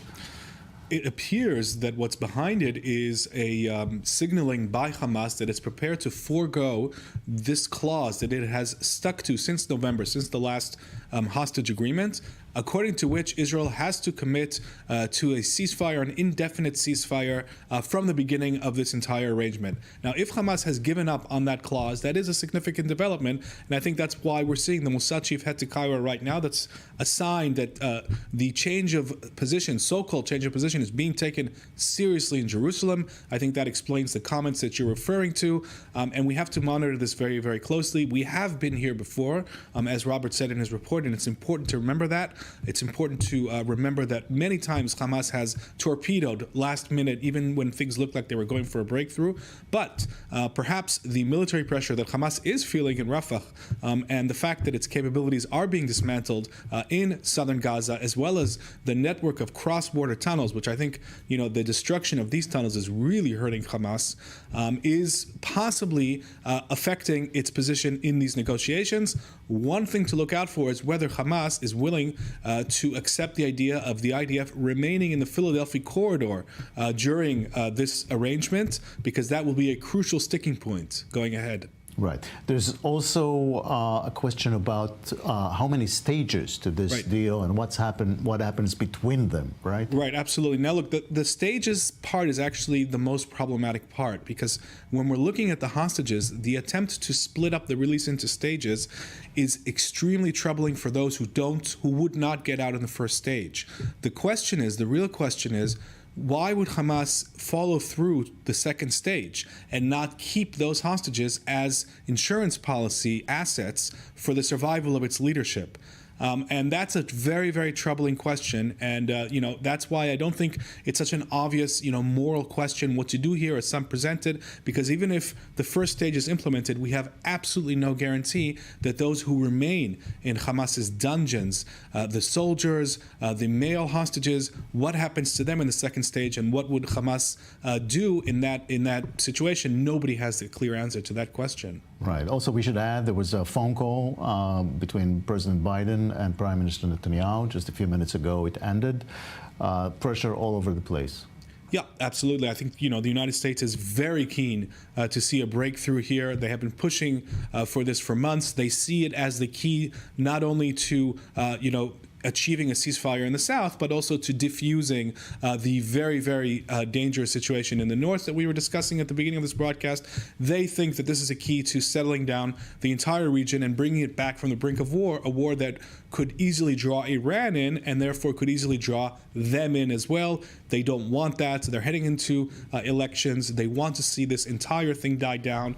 And that's why, because of this reading of their interest, they are applying massive pressure on Israel to try and move forward towards an agreement. Right. And there's obviously the political question hanging over all of this in Israel, and the question whether the Netanyahu's government will survive a deal, any deal. And that's part of the the family's protests here and so on. What are the prospects? Look, the one thing I would say, as a non-political analyst, is that one of the saddest things that has happened here to us domestically is that we have allowed this question to become politicized.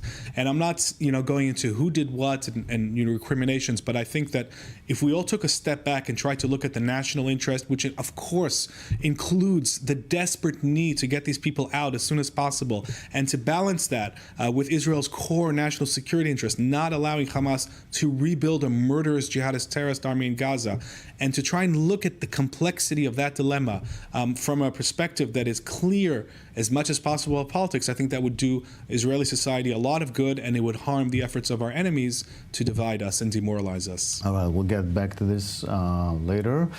Meanwhile, for 9 months, Israeli farmers have been suffering a shortage of labor and concerns for their personal safety. Now, the summer heat is on. It's not helping. Here's more in the next report.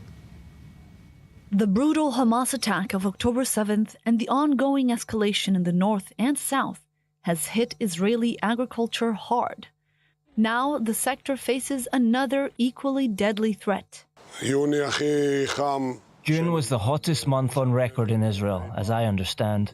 Most crops suffer from the heat, and it affects both the quality and quantity, creating complete chaos and causing damage worth many millions of shekels. The unusual heat wave during June severely affected agricultural farms, causing crop damage estimated at over $8 million, according to figures released today by the Government Insurance Fund for Natural Risks in Agriculture. The fund noted that, in comparison, the damage to agricultural crops caused by the heat in June last year was only around $800,000.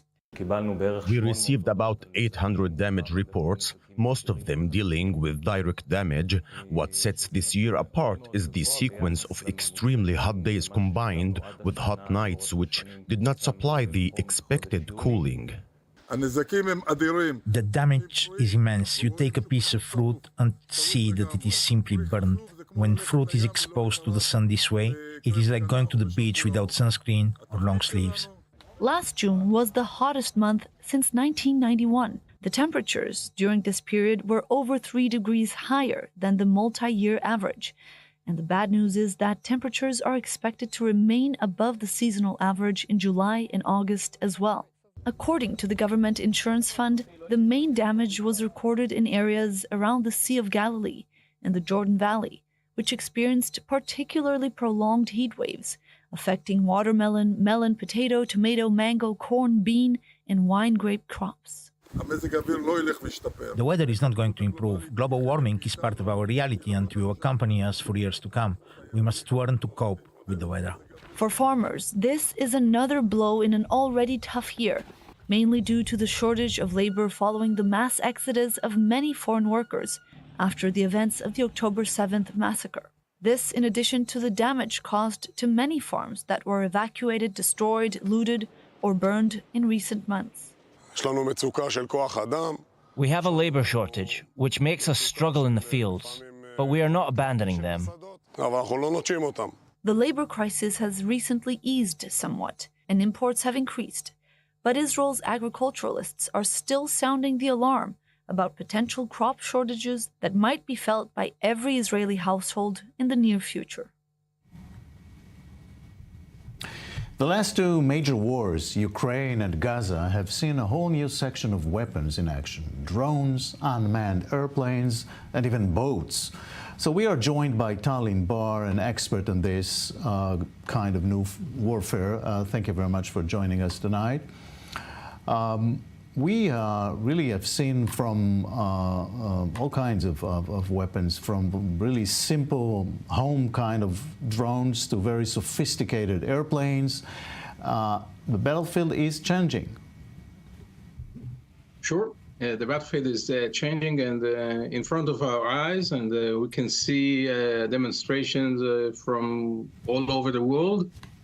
From the war in Ukraine and the Houthis in Yemen and the Hezbollah in the north. And we saw some new development in hypersonic missiles from Iran. So yes, we are now living in a very interesting and very vibrant and dynamic environment in warfare. And the major sources of these are mainly what, China and Iran? Well, if you are talking about small drones, so Chinese companies are, of course, the first choice of the good guys and the bad guys as well, because you can get them free of limitations, let's say, online and on various other channels. And Iran, of course, is the main proliferator and provider of ballistic missiles, cruise missiles, UAVs for Hezbollah in the north and the Houthis in the south. And we saw the demonstration of Iranian-made ballistic missiles that were fired on Israel since last October. So this is a fact of life that we as Israel have to cope with increasing capabilities, and we are not competing or trying to defend ourselves just against the improvised vehicles, but from the very sophisticated and high-end weapons of Iran. Yeah. By the way, that includes sea vessels as well, unmanned boats. Yeah, I didn't hear about a specific use of unmanned sea vessels in our environment, but from the Houthis, of course, they claimed a great damage to a Greek vessel. And we saw Ukrainian use of such a system. And by the way, it was directed via satellite using a commercial Starlink constellation. So you can see a combination of somewhat crude vehicles like a small boat or a small vessel, unmanned vessels in the sea, and very sophisticated equipment of satellite communication constellations to navigate them. So this is, of course, a real threat that we will have to cope with. And we saw some demonstrations of small vehicles used by Hamas in early October. Talin Bar, thank you very much for that. Back to the studio here, Yaakov Lapin. From small drones in Gaza to these Iranian unmanned airplanes, Israel needs to rethink some of the strategies on that. Absolutely. I think, there's a couple of things that Israel has to adapt to. First of all, the fact that the Iranian weapons industries are essentially nourishing the entire region, nourishing through arms pipelines the proxies and allies of Iran. So whatever is developed by Iran's engineers, who are sophisticated and they have lots of resources at their disposal, that's going to end up in Lebanon. That has been ending up in Gaza, even if they taught Hamas how to make it themselves. In Hezbollah's case, they have been smuggling this through the air, through the sea, through the land. It's ending up in Syria. Israel is trying to strike those shipments. So essentially, we're seeing, Iran nourishing and flooding the entire region with its sophisticated weapons. So that's one thing that Israel is going to continue fighting, I think, for the foreseeable future. And the other thing is that all of these weapons that we've just been discussing, I think they're part of the new long warfare era. That means that it's very difficult to achieve rapid victories because these kinds of weapon systems are easily entrenched. We're not going to have any more 6-day victories where we have classic militaries and they have their tanks and we destroy them in their planes. No, we're going to have enemy terror cells that are able to launch sophisticated weapons from just about anywhere in the middle of a city block. And in order to reach them, the IDF is going to have to reach that city block and sometimes underneath as well. So we're entering into a new era of long warfare, urban warfare, with Iranian weapons flooding the entire region. Right. Israel's defense is famous for the Iron Dome, which is very good against rockets. But the unmanned airplanes that came from Lebanon, the Iranian ones, was a surprise. Yeah, absolutely. Hezbollah has basically been using this entire 9-month medium-intensity conflict with Israel to study Israel's air defenses, find weaknesses, especially in radar detection capabilities. So they're launching these drones from valleys, from low altitude. It's harder to detect them in time. Detection is the name of the game. If you can't see the threat, it's very hard to intercept it in time. So they are learning Israel's weak spots, and I assume that the Israeli Air Force Air Defense Array is doing exactly the same thing on the other side, and we are in this arms race. It's a cat-mouse game between Israel and Hezbollah, including the use of these drones, which are absolutely a major threat. What we have to look out for is the future use of swarms, which we have not seen yet. We've only seen individual drone attacks. What will happen when they launch major swarms and combine those with rockets, with precision-guided missiles? That's what would happen in a full-scale war scenario. April 16th. Right. Well, April 16th, the Iranian attack, the 15th, or we know which hour it came down on, but, that was a long-range attack from far away. When Hezbollah unleashes its firepower, it's going to be a lot more intensive, and the Israeli air defenses will not be able to cope with that full range of attacks. It's only offense that will be able to extinguish that threat, and it's going to be a serious war in order to extinguish that threat. All right, let's move to the Kurdish question. Veteran Kurdish politician Masoud Barzani is visiting Baghdad. This is the first time he's there in nearly 6 years.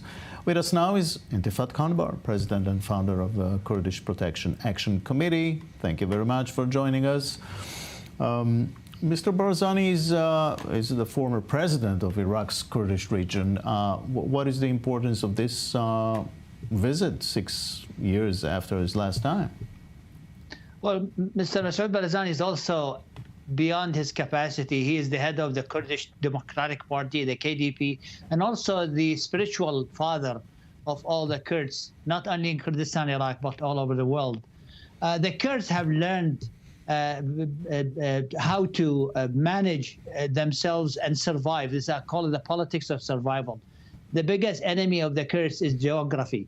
Despite that, Greater Kurdistan, if you want to call it, has some access to the Black Sea or maybe the Mediterranean, but Kurdistan, Iraq, is locked by land from all directions. And that's why you see even his father, Mullah Mustafa Barzani, the great leader, he basically put his hand and shook the hands of, at that time, the Prime Minister Abdul Karim Qasim in 1959, despite Abdul Qasim, the dictator general, was bombing Kurdistan with napalm bombs.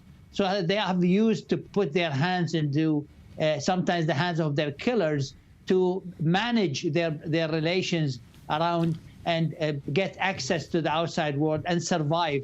Masoud Barzani is a great politician. I have encountered many meetings for over 30 years now. I saw him attending in Washington, elsewhere. He understands the politics of the region, the geopolitics, and the danger that facing his people. In light of a very weak U.S. presence in the Middle East, as we all witnessing, he has no chance to survive his people other than go and make a deal with Baghdad and send the president of Kurdistan, Nachirvan Barzani, to Iran.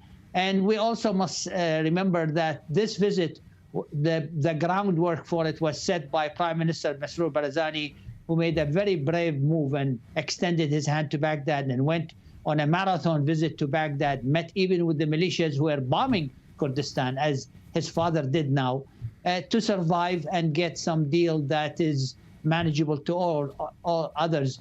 Also, the Kurds, Jacob, are the essential of the Iraqi political system. Since 1921, when Iraq was incepted, the Kurds were part of the heart of the Iraqi army formation. And after 2003, the Kurds played a huge role in overthrowing Saddam Hussein. All the Iraqi opposition politicians and parties were hosted by Kurdistan, including the Shia Islamists pro-Iran. Plus, the United States considered the Kurds as a guarantor, as an ally when they overthrow Saddam. Plus, the Kurds were essential in writing the constitution after 2003. In fact, the constitution in Baghdad was written in Masoud Barzani's house in Baghdad. Meanwhile, Intifad, on the ground, looks like Turkey is stepping up its offensive against the PKK in Iraq. What's happening there? Well, the PKK is a terrorist organization.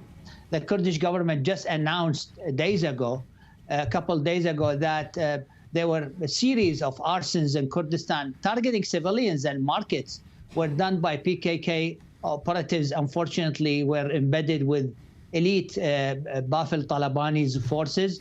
And that shows that the PKK are ruthless, and Turkey has to protect their national security. Unfortunately, the PKK use no man's land in northern Iraq, inside Iraqi territory, but this land is not controlled by the Kurdish government. It's very rugged mountains, Qandil Mountains and others, and also not controlled by the Iraqi central government. So even during the Saddam dictatorship, there was a deal that Turkey could enter Iraqi territories to a certain extent and eliminate PKK. I think there should be a formation of a international coalition to eliminate the PKK, and should not be only the job of Kurdistan, Iraq, or only Turkey, because I think the PKK now a threat to stability and peace in the region, and they are also connecting to Hezbollah of Lebanon, to Iran, and they're becoming a very important aspect of the destabilization of the region. Mr. Intifad Kanbar, thank you very much. Thank you. A two-day conference in Kazakhstan is bringing together 10 nations, including the interim Iranian president. I24 News' Emma Siegel reports on that. The annual Shanghai Cooperation Organization, or the SCO, wraps up today in Kazakhstan. Since its establishment in 2001 by Russia and China, its members discuss security concerns in Central Asia and the wider region. But now, Moscow and Beijing see it as a tool to combat Western influences. The multipolar world has become a reality. The number of countries that stand for a just world order and are ready to strongly defend their legitimate rights and protect traditional values is growing. We are convinced that the Shanghai Cooperation Organization, along with BRICS, are the foundations of the new emerging global order. Belarus officially joined the SCO this year, becoming its 10th member state, along with Iran, India, and Pakistan, amongst other countries, representing more than 40% of the world's population and roughly 1/4 of the global economy. The SCO also consists of dialogue partners, including Turkey, Saudi Arabia, Qatar, and Egypt. The Qatari emir met with Turkish President Erdogan on the sidelines of the summit, as well as with Russian President Putin to discuss aid throughout the Russia-Ukraine war. Mr. President, I also want to thank you for noting the humanitarian role that Qatar plays. I want to assure you that we will continue to do this work. Thank you very much for the trust you have placed in us regarding the issues of returning Russian and Ukrainian children to their families. We would certainly like this crisis to be resolved in a way that would satisfy both sides. Meanwhile, Putin and Xi's meeting at the summit shows the further deepening of ties between the two nations.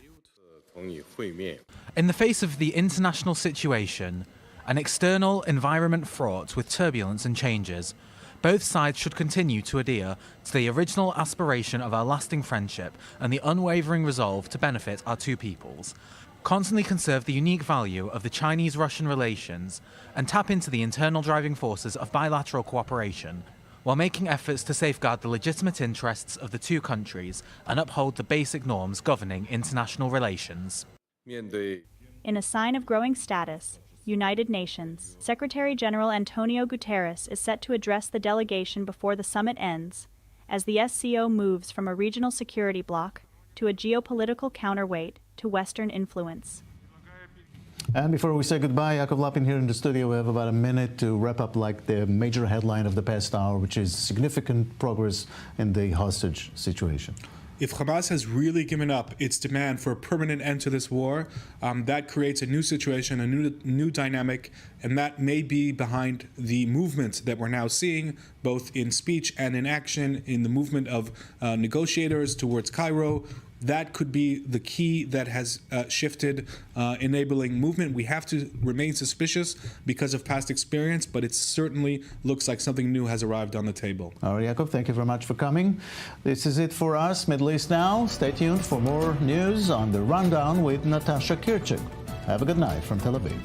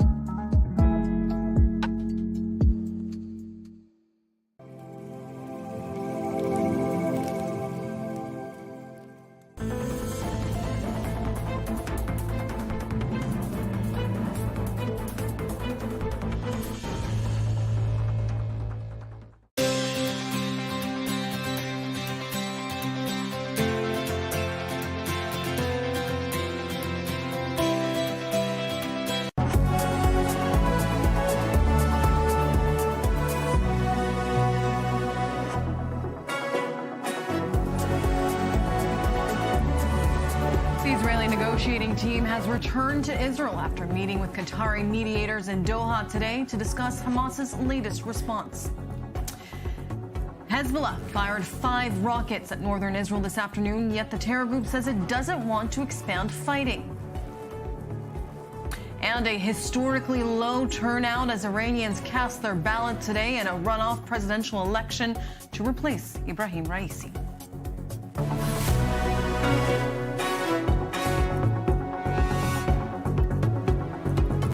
Good evening, I'm Sarah Martinez-Zamir, and you're watching I-24 News live from Tel Aviv. The Israeli hostage negotiating team led by Mossad chief David Barnea has returned to Israel after a swift meeting with Qatari mediators in Doha to discuss Hamas's latest response to the ceasefire hostage proposal. Prime Minister Netanyahu has agreed to dispatch an Israeli team for follow-up discussions next week in Qatar, but stresses that gaps between the parties remain. More details in the next report. Friday from Lebanon, word of a potential breakthrough. After nearly 9 catastrophic months of war, a member of the Hamas delegation operating in Lebanon claims the terror group has decided to accept a ceasefire proposal. An echo from early May when Hamas claimed to have accepted a deal, only for the Israeli side to quickly counter that they had no knowledge of which proposal was being accepted, with the talks collapsing days later. This latest claim by Hamas of an accepted deal has been met with no official reaction from the Israeli side thus far, but in a meeting between a Hamas deputy and Hezbollah's leader Hassan Nasrallah, a chorus of committal language. Quote, if there is a Gaza agreement, then from 0 hour, there will be a ceasefire in Lebanon, a Hezbollah official tells Reuters. And late-breaking news on Friday shows the Israeli delegation leaving Qatar, the world watching, waiting for their response. Earlier in the day, an anonymous source from the Israeli delegation purportedly telling Reuters that there was now a real chance of achieving an agreement. But the Israeli team having spent less than 24 hours in Doha, the question now, was a quick trip a good sign or sign of another rejection? My panel in studio this evening, security analyst Rafael Yerushalmi, former IDF senior intelligence officer Dan Perry, international affairs analyst and former Europe and Middle East editor for the Associated Press, and I-24 News correspondent Zach Anders. Gentlemen, thank you all for joining me here in studio this evening. Rafael, Dan, I want to get your assessments here. We've spoken for months now of this cautious optimism. The Israeli negotiating team is already back from Doha. The Prime Minister has now issued a team for follow-up talks next week. Are you optimistic? What does this signal for you? Perhaps, Dan, you can begin the conversation. To me, the fact that Hamas and Hezbollah are speaking and putting out, as Zach called it, committal noises, is certainly cause for some optimism. I think we're seeing potentially a moving of the needle. You know, originally we thought the only thing possible was a partial deal for some of the hostages because Israel won't end the war and Hamas won't release all the hostages. Then it started to look like the only thing possible is all the hostages for an end to the war. So Israel was refusing, although Biden suggested it wasn't. Now what we're seeing, apparently, is an agreement on a first stage that would be a partial deal for a temporary ceasefire of 6 months, with a second stage to be negotiated, meaning if the reports are true, Hamas has dropped its demand for a promise to end the war before the first stage is implemented, which should include 30-some elderly, infirm hostages and the young women. So that's progress. Fine. Yes, optimism indeed. Something is happening, is moving. We don't know exactly what. Mostly a play on words, so some words have been changed and now they seem to satisfy the parties. This deal is a very bad deal. This was a bad deal from the start. 3 phases, sub-phases, discussion during the phases, in between the phases. I mean, so many things can go wrong when you speak of 6 months truce. It will never last. 6 weeks, sorry, 6 weeks truce. It will never last. It will never hold. A lot of things can go wrong. And it would have been much better. First of all, it's nice to hear of a first phase and possibly, maybe, some hostages being liberated, even though I'm not sure what the Hamas has to gain from that. But let's say yes, but that will be, for sure, at the expense of all the other hostages that are not liberated, then what do we have as an asset to gain their liberation? That's the problem. I just will finish by saying we should only accept a global deal, 120 hostages, and now. Meaning what? Let's just lie, let's just bluff. I mean, what happened to Israeli chutzpah?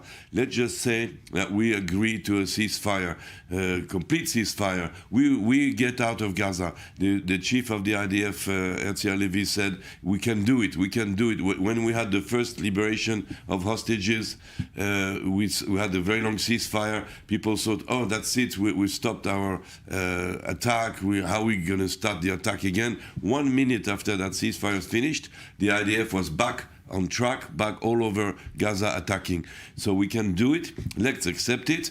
Let's just get the whole of them, the 120 hostages, no sub-phase, third phase, second phase. And once the last of the hostages is back in Israel, we attack. We do not respect the agreement. We don't have to respect any agreement with a terrorist faction and give our promises. It's very, very dangerous to accept what is being offered to us now. But you're getting some of the hostages, and the leverage that Israel would have after the first 6-week stage would be, just as you suggest, the resumption of the war. I think in the end, to get all the hostages back, and this is what you say is your preference, and it's everyone's preference, but it may not be possible. What might eventually be inescapable is that to get the last of the hostages back, Israel will indeed have to end the war. And I've been predicting that for months and suggesting that the war can always be resumed if Hamas gives Israel any pretext to resume it, but then Israel will be operating without one hand or two hands tied behind its back because there will be no more hostages. Yes, but with the difference that these hostages, they've got no time left. I don't know how many of them are alive. And I think by the time all these truths and this and that and the other, they will be all dead. That's the argument why Israel might have to accept one has to remember cessation of the war. Yeah, but we have to. Our responsibility is to liberate all the hostages. And I'm very happy to see a few coming back, but it's not right. We have to liberate them all. But at the end of the game, when in the history books they will speak of the war on the 7th of October, you can kill all the Sinwars that you want, and you can liberate some hostages. It will not be a victory. So here's the only victory will be all the hostages back understood. home. But if that were available today, as I suspect it is, if Israel could get all the hostages back today in exchange for a departure from Gaza and an end to the war, leaving Hamas perhaps bowed but unbeaten, would you accept that?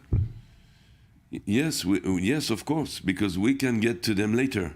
Hamas can wait. We've waited 20 years. Yeah. 20 years we let Hamas operate and threaten us and throw missiles. So we wait another couple of years. But we cannot afford 2 minutes more of the hostages being held, but all of them. Because honestly, I'm telling you, I'm afraid to say that liberating some hostages will be at the expense of the others, and the others might never see home again if we are too quick at accepting these conditions. We here can agree, but the Prime Minister does not, because that involves an end to the war, and what we're seeing is a categorical refusal. Gentlemen, I want to interject you for a second. As you mentioned, Netanyahu told Biden Israel is committed to ending the war in Gaza only after achieving all of its goals. We know from the beginning of this war that started with the October 7th massacres that there's two goals to this war. One is to bring home the hostages. The second is to dismantle Hamas in Gaza, at least militarily. You, Rafael, I want to ask you, in terms of where we stand right now with the military campaign in Gaza, what will be the official sign that Hamas has been dismantled? Can you tell us at this point where things stand, and can we assume that Hamas is close to being dismantled? The only objective we have attained so far is dismantling what the Hamas army, what you call an army, battalions, brigades, chain of command. The Hamas still is a threat, a military threat, but it's not an army anymore. Many cells are operating independently. All the battalions, all the infrastructure that makes it an army has been dismantled and destroyed. This being said, we're far from a victory, far, first of all, because thousands of terrorists are still alive and at large. And second of all, and much more important, we haven't made any plan for what to do after that. So the Hamas is still the only alternative. They're still the administrator. Who is administrating today the Gaza Strip? The Hamas. We haven't got new civil servants. We haven't got new cops. We haven't got any replacement. So we haven't achieved anything. We just have achieved one military option, which is only a certain phase of that military option. A lot of work still to be done, cleaning up, etc. But if we do not take a very quick decision, it should have been taken 3 months ago, right? But let's say right now, to accept, for instance, the proposal from the Saudis and Egyptians to bring an international, who cares? We have the same, except whoever wants to take this hot potato, give it to him. let's close the door, throw the key, bye-bye. But unfortunately, no decision has been taken. The same as for the hostages, there is a problem at the political level that things are not moving. There is no green light. There is no clear-cut decision. And unfortunately, the professional level and the security level, they are willing to do all these things. They're willing to retreat. They are willing to liberate hostages. They are willing to have an international force and prepare the ground for the international force. All this is ready on the ground. So what we are now waiting for is a decision. And we'll get to the political aspect in just a second. Zach, I want to ask you, Hamas has reportedly informed Hezbollah that it has agreed to a potential ceasefire in Gaza. Is this an attempt to sort of change the optics and place the ball in Netanyahu's court? Well, certainly you would think so, especially given that this is a statement that's being made with Hezbollah in southern Lebanon, presumably in secret somewhere, this Nasrallah meeting that's taking place. But the fact that they're publicizing and speaking in a bit more committal terms than we've heard, Nasrallah, through one of his deputies, saying, we will stop at the exact hour that you agree to a ceasefire in Hamas and will end the fire from northern Israel. Or on northern Israel. I think if you take a step back and you look at the movement that's been taking place between Hamas and Hezbollah in the last week, they've said that they've met multiple times and that they've been performing more of their communication. What's the word I'm looking for? Where they're the coordination with the axis of resistance, and that this is still something of a partnership between the two. Is that a threat necessarily? Not one that Israel's not used to, but the last week has been some pretty high rhetoric. And then to see today them say, well, at the same time, you accept this deal. I think it's interesting timing. Dan, the National Unity Party chairman, Benny Gantz, has reportedly called Prime Minister Netanyahu this evening, offering his full backing in return for a possible deal. We're seeing some sort of cooperation between the opposition and the coalition here, or at least Netanyahu. What does that signal to you? And do you think that given the pressure that Netanyahu is facing from the hostage families and knowing that he potentially has this backing, that he will take that card from Gantz? I think the only pressure that works on Netanyahu is that from people who can bring down his coalition, specifically the far right, and the far right insistence on what has been the strategy to date is the very reason why, as Raphael has said, there is no day after plan in Gaza. There has to date not been a deal, partial or full, for the hostages. At the end of the day, of course, Benny Gantz and the entire opposition and most of the people of Israel support this deal. But it requires Sinwar and Netanyahu, essentially, and that's what we're waiting for. Right. The fact that the government has stood in the way of allowing an alternative to Hamas to emerge in the Gaza Strip is what guarantees that if Israel leaves, Hamas will be in charge in the Gaza Strip. And the fact that they will be able to impose their will on the poor people of Gaza reflects the failure, ultimately, to truly dismantle their fighting force. Do you think that's where the hang-up is right now with the negotiations? Because we heard earlier today that Hamas rejecting any other form of leadership inside. Yeah, but I mean, in insisting that they stay in power in Gaza, they have a strange, unspoken ally in Netanyahu. This is the infuriating and outrageous thing that I think much of the public in Israel is starting to understand, but that largely goes unspoken. there are a number of alternatives to Hamas in Gaza. And if you allow the alternatives to come in, they could take part in subduing what's left of Hamas in Gaza, but the government won't hear of it.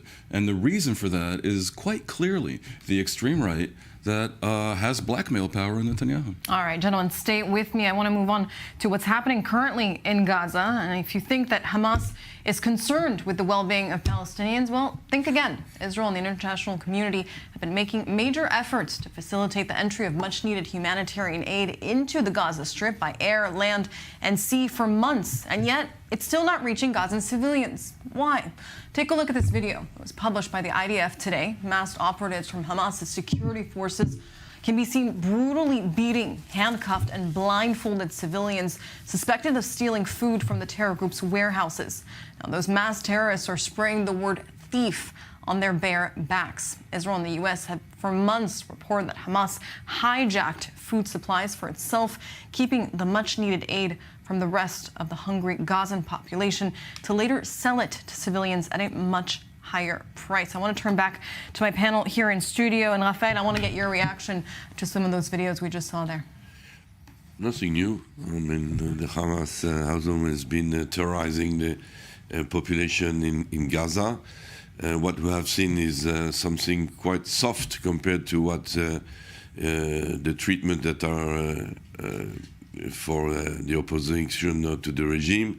People are being tortured, raped, and executed in like one of the worst dictatorship in the world.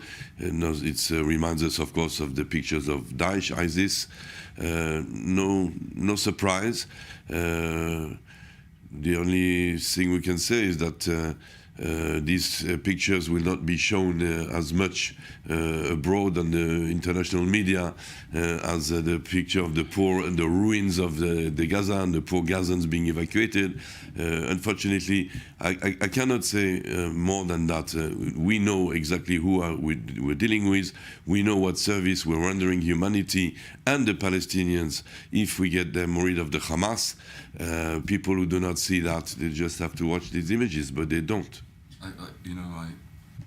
I have something else to say. Of course, we know that Hamas terrorizes the population of Gaza, and I go further in that. When many thousands of people are killed in the war because of circumstances Hamas engineered, I think Hamas is happy about that because of the damage it does to Israel. They clearly care nothing for the quality of life in Gaza, for the existence of the lives of their people. But what is really dispiriting is that even though we know this and everyone knows this, the fact is Hamas still has a lot of support among the Palestinians, and that is just exhausting to time and time again see that despite this incredible cruelty of Hamas towards its own people, they retain support. We're taught in this world to prize democracy and in the modern era to respect the wisdom of the crowd.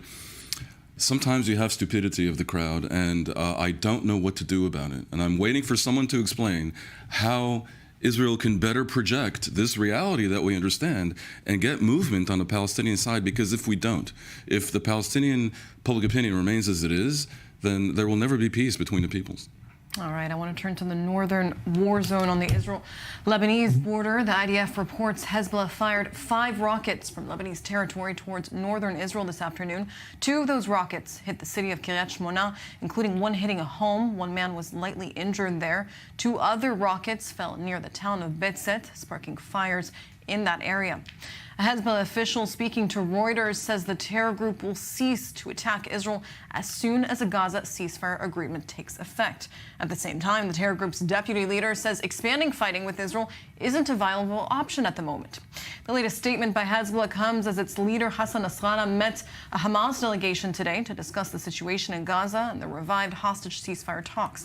Reuters is reporting that during that meeting, Hamas informed Hezbollah it had agreed to a proposal with Israel. I want to cross over to our correspondent, Balir Sladin. He's on the Israel-Lebanon border. Balir, what's the situation where you are at this hour?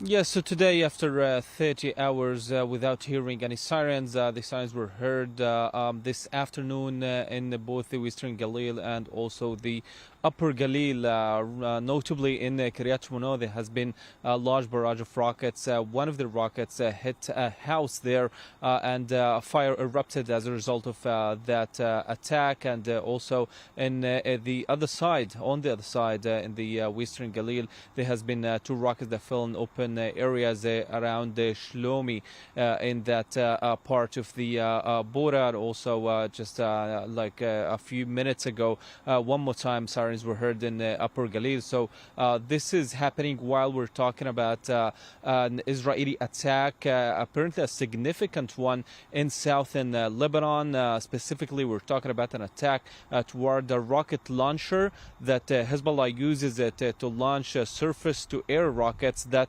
has been responsible for downing a number of Israeli advanced drones. It happened at least 5-6 times since the beginning of the hostilities here, and Israel apparently decided to hit that rocket launcher.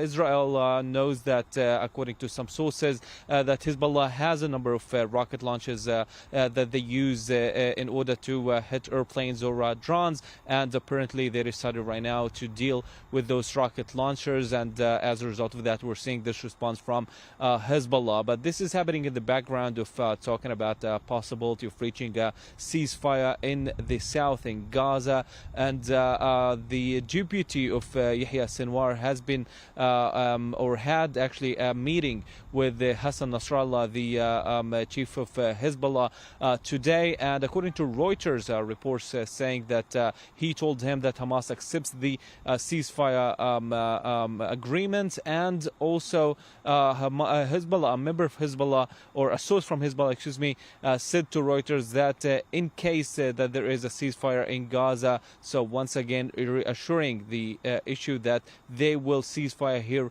as well, and that's of course something that Israel takes in consideration. But we know, of course, that this is going to take a couple of weeks at least to know whether we are actually going to see a ceasefire in Gaza or not. But for now, we know that the response from Hezbollah toward that significant assassination this week has already concluding, according to what Hezbollah has said yesterday. But the tit for tat, the usual ones at least, are continuing as we see today.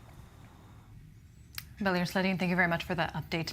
I want to turn back to studio now. With me, Rafael Yerushalmi. Rafael, help us break down a little bit some of the messaging that we're hearing come out of Hezbollah. And more specifically, does the messaging that we're hearing in terms of they don't plan on expanding the fighting that's going to happen, they will just continue the system of responding to every Israeli airstrike, are we looking at a situation where what we've witnessed for the past 9 months will just continue, and we'll stay away from calling this an all-out war? But the reality is on the ground, as you know very well, Zach, is that it is an all-out war.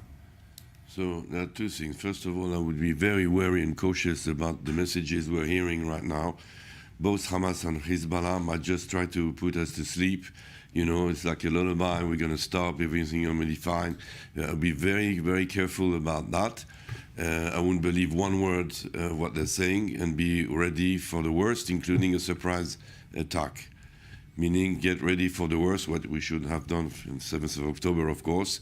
This being said, it might still be a way for the Hezbollah to come down the tree and to say I'm stopping the war because in solidarity with the Palestinians, and now there's a ceasefire, also ceasefire. They could happen, but I wouldn't count on it, and I would be very careful. Then we also have to see what we want. I mean, what the Hezbollah wants or doesn't want doesn't matter. What do we want? Do we really want now to stop the war, or to continue as it is, meaning a war of attrition? The war of attrition is exactly what the Hezbollah wants. It's exactly what the Iranians want. They want this war to go on low fire for as long as they can, because it depletes our amount of ammunition, it tires our soldiers, it has an impact on our economy, it leaves the people out of their homes, tens of thousands of people of their homes. So every day that passes by plays in the hands of the Hezbollah. It's great for them. And for us, every day that passes by is another defeat. It's just a defeat day after day after day. So what do we want? Are we tired? Don't we have enough ammunition and enough money to carry on? And we are not ready to strike hard as we should, because we should. There's a Sixth Fleet now in the Mediterranean. They can help us with their equipment to face the missile threat. They have a lot of air defense systems on their ships, on their destroyers, that can help us cope with that threat. We are already massed with our reservists at the Northern Front. The Northern Command and the Air Force are ready to go into action. We're speaking about economy. We're already in the war mode of economy, so we're already there. So why not now? To wait for what? The Hezbollah is going to disappear just like that? Like the Hamas is going to disappear just like that? No. So every day again that passes by makes the Hezbollah threat greater, more dangerous, more difficult to tackle, to cope with. Now there's an absolute intensification of the Iranians providing Hezbollah with more and more weapons and more sophisticated weapons, meaning the threat of the Hezbollah not only is not going away, it's increasing. So that's it. So let's stop listening to what the Hamas is saying, what the Hezbollah is saying. We don't care what they're saying. They're terrorists, they're liars. Most of the time, they have a rhetoric that we know because all these years, they're going to destroy us. And all of a sudden, they're not destroying us. They are willing to have a ceasefire. Everything is nice. Certainly not. I tend to actually believe them, as I said before, and I think for Israel, if they're telling the truth, that's a bit of a problem, because what it means is that the war will have ended, for now, with Hezbollah. Hezbollah having asserted its right to fire at Israel, because they started the war out of sympathy for a third party. What next? They'll be firing at Israel out of solidarity with the Ukrainians? Exactly, that's why we have to decide what we want. And this will have been allowed, and I'm not sure Israel can let it stand that way. Nor allow Hezbollah to stay arrayed along the border. Israel has a demand of Hezbollah and of Lebanon, which is to pull back from the border, else many of the 80,000 people who left the northern communities will not return, and rightly so. So that's exactly the point. All we have time for today. Unfortunately, Raphael Oshami, Zach Anders, Dan Perry, thank you all for joining me. We are going out for a quick break, but don't go anywhere. Our coverage of the multi-front war here in Israel continues right here on I-24 News.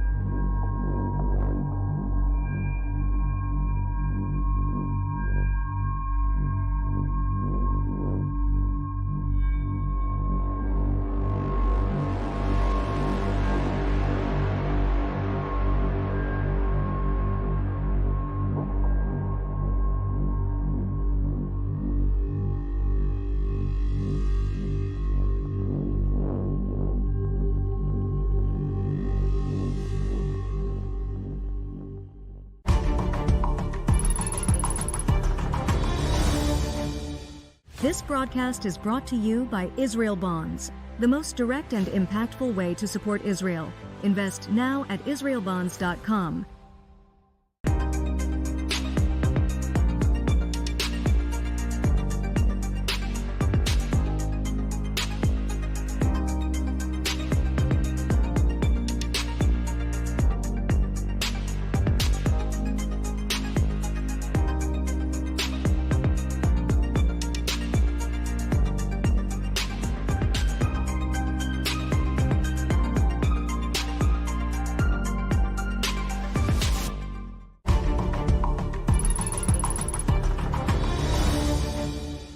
This broadcast is brought to you by Israel Bonds, the most direct and impactful way to support Israel. Invest now at israelbonds.com.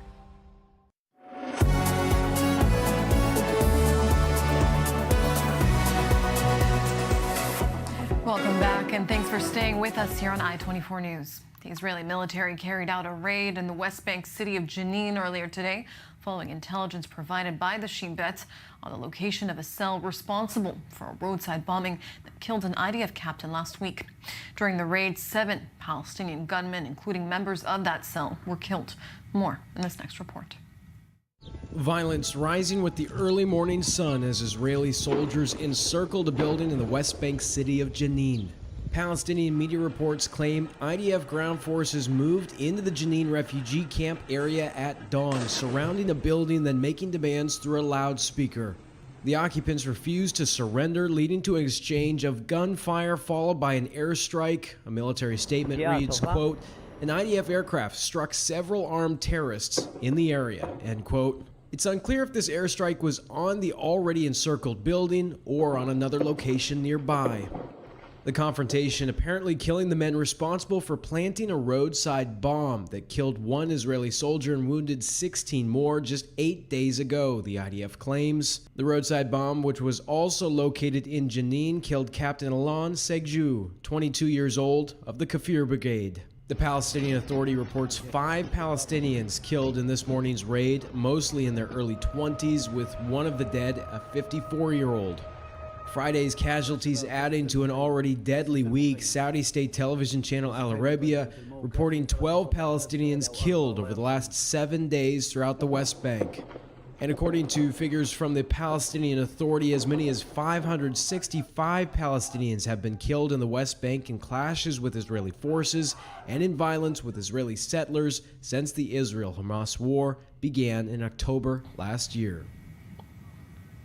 Turning to the wider Middle East, Iranians voted for a second time today in the runoff round of the Islamic Republic's presidential election.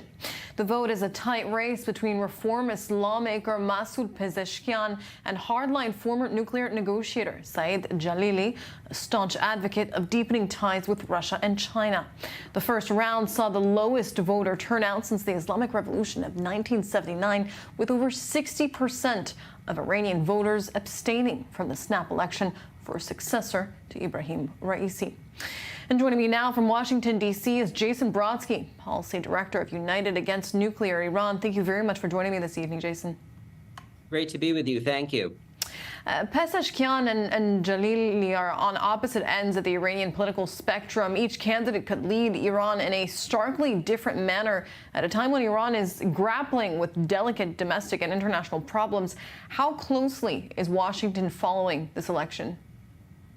Well, I think Washington is under no illusion that this election is going to radically shift the Islamic Republic's grand strategy. Let's understand that the decision maker in the Islamic Republic system is the supreme leader. The president is an implementer of that vision. And so I think we all have to look at the hype that is developed around whenever the Islamic Republic holds an election, or as many Iranians call it, a selection, very skeptically, because this is an authoritarian system. And at the end of the day, the supreme leader is the one who's making the key decisions. How concerned are you about the possibility of Jalili winning the race, given his position on Iran's nuclear program? I think that, once again, whether it's Saeed Jalili or Masoud Pezeshkian, these are two sides of the same corrupt, unreformable, and repressive coin. And at the end of the day, the supreme leader is the one who makes the strategic decisions, and Saeed Jalili is not the constitutional commander-in-chief. The constitutional commander-in-chief is Ali Khamenei. So I think that we will continue to see the Islamic Republic wanting to push the United States out of the Middle East, and also seeking to eradicate the state of Israel, regardless of who is selected as the president. And could this affect Iran's proxy war against Israel and the war in Gaza? I don't think it's going to have a significant impact on that. Those decisions are made by the Islamic Revolutionary Guard Corps, which reports to the supreme leader. The president is an implementer and one who really runs interference on the world stage for the Islamic Republic's real power centers. All right, Jason Brodsky, Policy Director of United Against Nuclear Iran. Thank you very much for joining me this evening. Thank you. I want to bring into the conversation Ramiar Hassani, Iranian affairs analyst and commentator. Thank you very much for joining us this evening. Hi, thank you. We've witnessed a historically low voter turnout in the first round of this election. Today is expected to be no different. We're hearing of voter apathy. Give us some insight here as to how Iranians are feeling and why so many, 60%, are abstaining. Well, Iranians in general are not content, and they're very unhappy with the way that the Iranian government, the Iranian regime, has been handling the Iranian affairs. And Iranians generally don't live a decent life that they deserve, and that could be delivered to them by means of policies, internal or like foreign policies. The hashtag election circus has been widely posted on social media since last week, with some activists at home and abroad calling for an election boycott or arguing that a high turnout would legitimize the Islamic Republic. How widespread is that sentiment across Iran's population? Do all Iranians share that discontent with the government? No, I don't think that all Iranians share that sentiment, because let's not forget that the same people, the same guards who were hitting the Iranian protesters 2 years ago, they are also Iranian citizens. So Iranian regime has some support from its own people, but it's not the majority. It is the people in power. Are you concerned at all about the potential results of this election? We know the president of Iran is really taking the orders from Khamenei, but as we mentioned, both candidates could take Iran in very different directions. It depends what aspect of the Iranian policy, foreign or interior, we're talking about.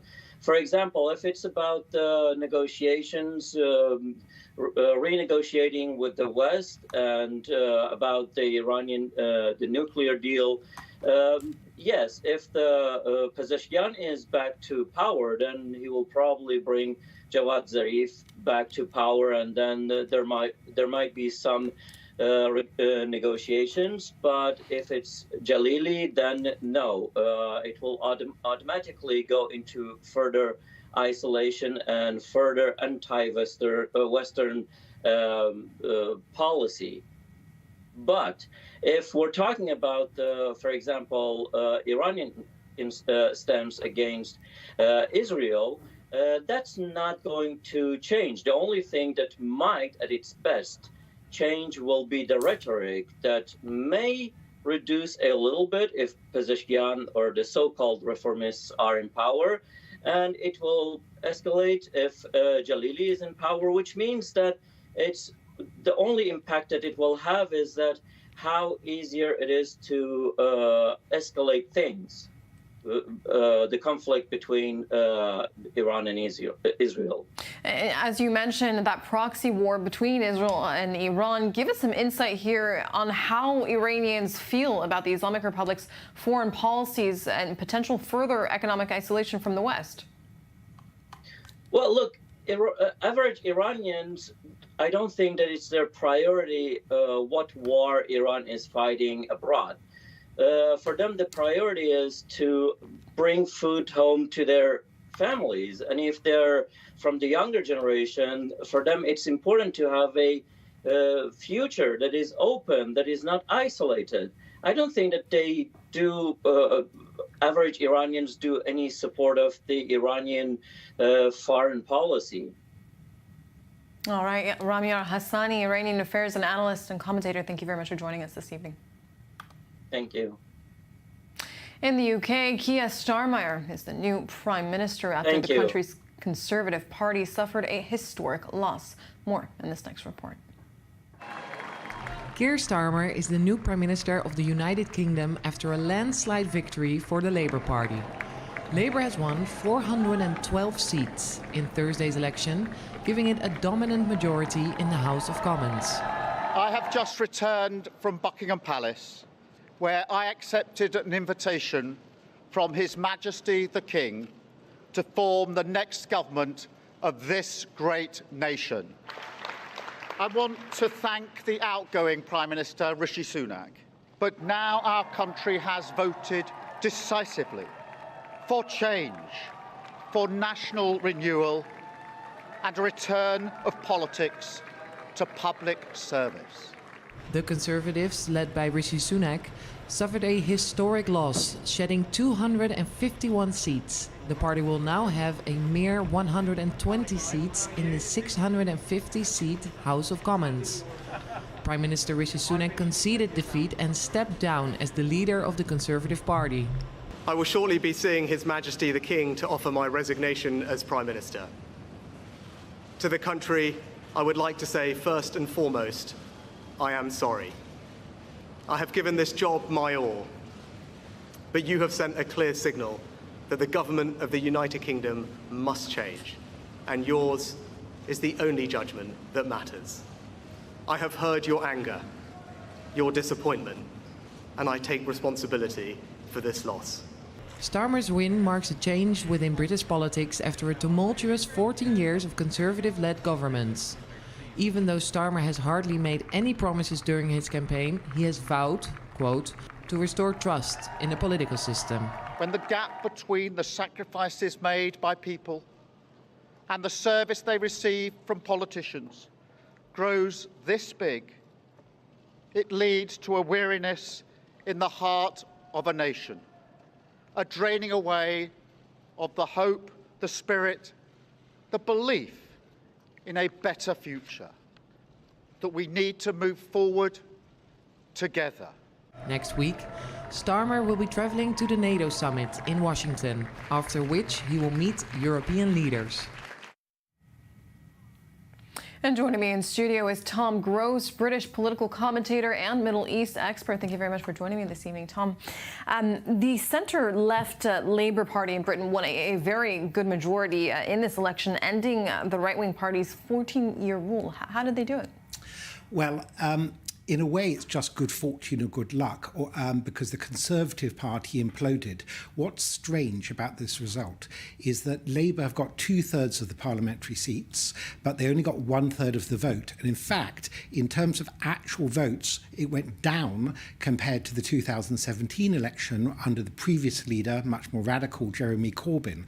So although this is being perceived as a victory for a more moderate leader of Labour now, Keir Starmer, it's got much more to do with divisions on the right between Conservative Party and this new further right Reform Party under the man who led the Brexit campaign, Nigel Farage, and also people are just totally tired and sick of Conservative mismanagement towards the end of these 14 years. So yes, it's going to appear that Britain's an outlier compared to most European countries, democracies which are moving to the right, and it appears Britain's moving to the left, and that is the case in the actual result of the election, but not necessarily in the sentiment of the electorate or population.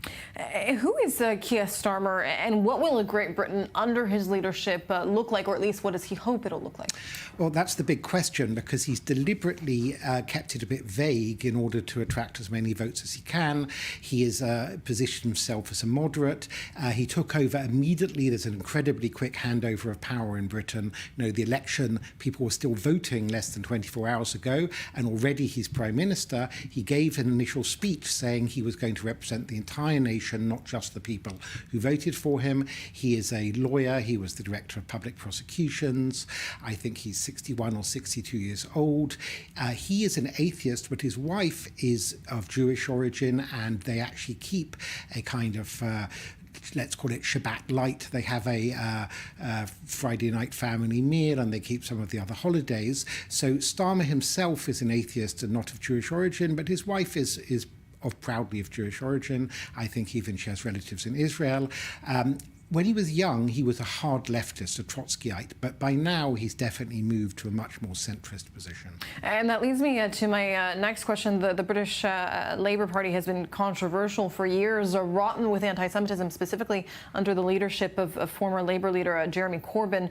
Are British Jews concerned about this election? Well, yes and no.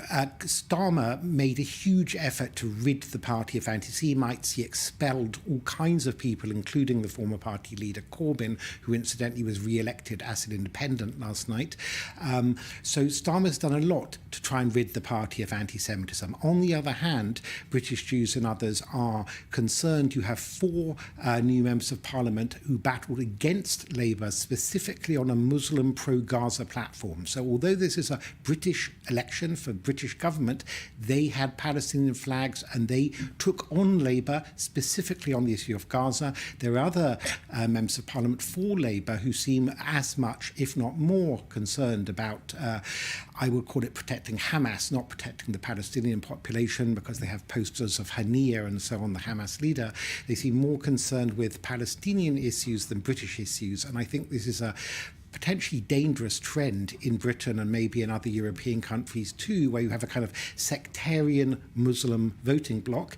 And I want to put into context, to remind people, the outgoing Prime Minister of this morning, Rishi Sunak, in Britain was a Hindu. We have many Hindus in Britain. There's no Hindu voting bloc. There's no Jewish voting bloc or Irish Catholic voting bloc. So people are quite concerned that there should be a kind of politically Islamic voting bloc taking foreign issues, in this case Gaza, to put over and above British issues. You mentioned the war in Gaza being a hot topic, even in British elections across the sea. I want to ask you, what is Starmer's stance on Israel and British foreign policy as a whole? Well, in the run-up to the election, he has tried to avoid foreign policy, or he's tried to avoid being different than the outgoing Conservative government. So he's been relatively supportive of Israel. I mean, he's also supportive of Palestinian rights, but he has not wanted to impede a victory over Hamas, let's put it like that. He was lukewarm about the idea of a ceasefire that would leave Hamas in place. However, he's going to come under enormous pressure from within his own party.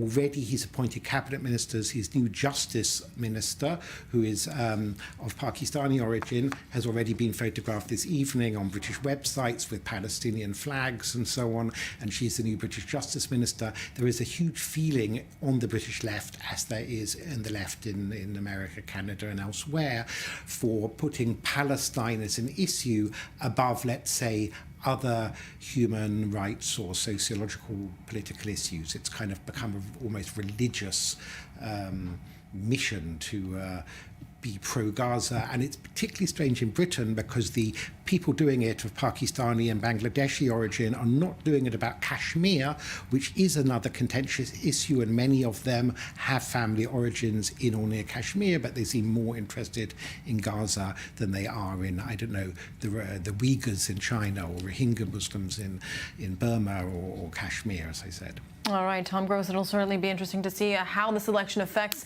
the relationship between the UK and Israel. Thank you very much for your insight this evening. You're welcome. And in another snap election, the French will head to polls on Sunday in a second round of voting to choose the country's lawmakers. Meanwhile, French Jews find themselves caught between two extremes, with both far left and far right parties accused of anti-Semitism. Here's more.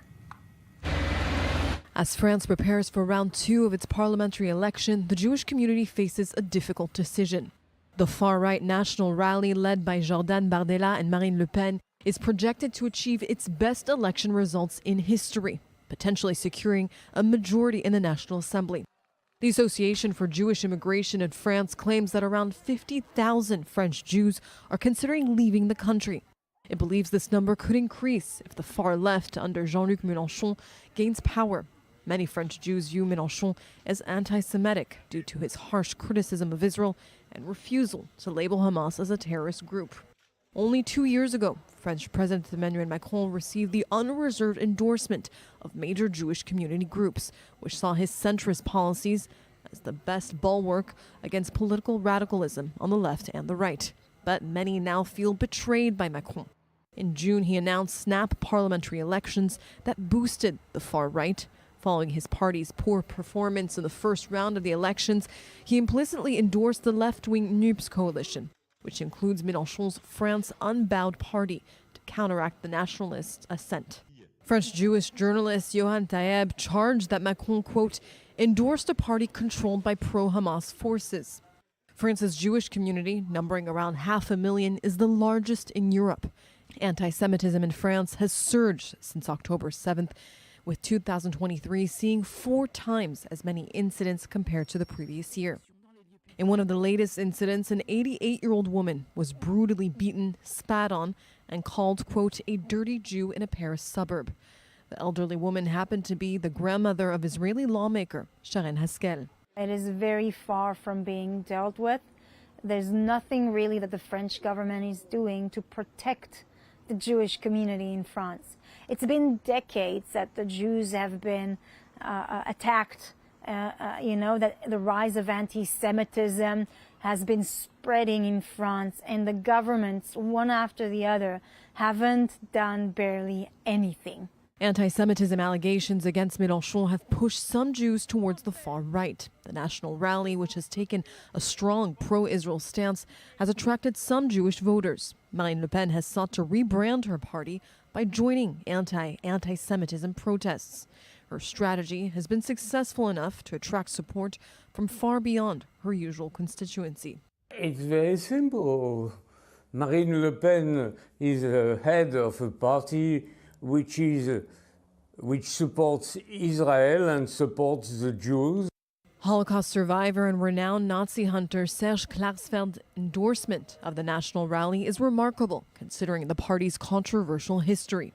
Its founder, Jean-Marie Le Pen, has multiple convictions for anti-Semitism, including remarks downplaying Nazi gas chambers. But for many Jews, however, the National Rally remains a party they cannot support. Some Jewish voters describe the choice between the far left and far right as feeling caught between plague and cholera. The National Rally is an existential danger for French Jews. The National Rally is this party which notably wants to prohibit us from eating kosher. It is this party which wants to prohibit us from wearing the kippah. For years now, the National Rally has had a strategy of seducing the Jewish electorate. Nonetheless, opinion polls predict that none of the parties will receive an absolute majority and would lead to a hung parliament and political uncertainty.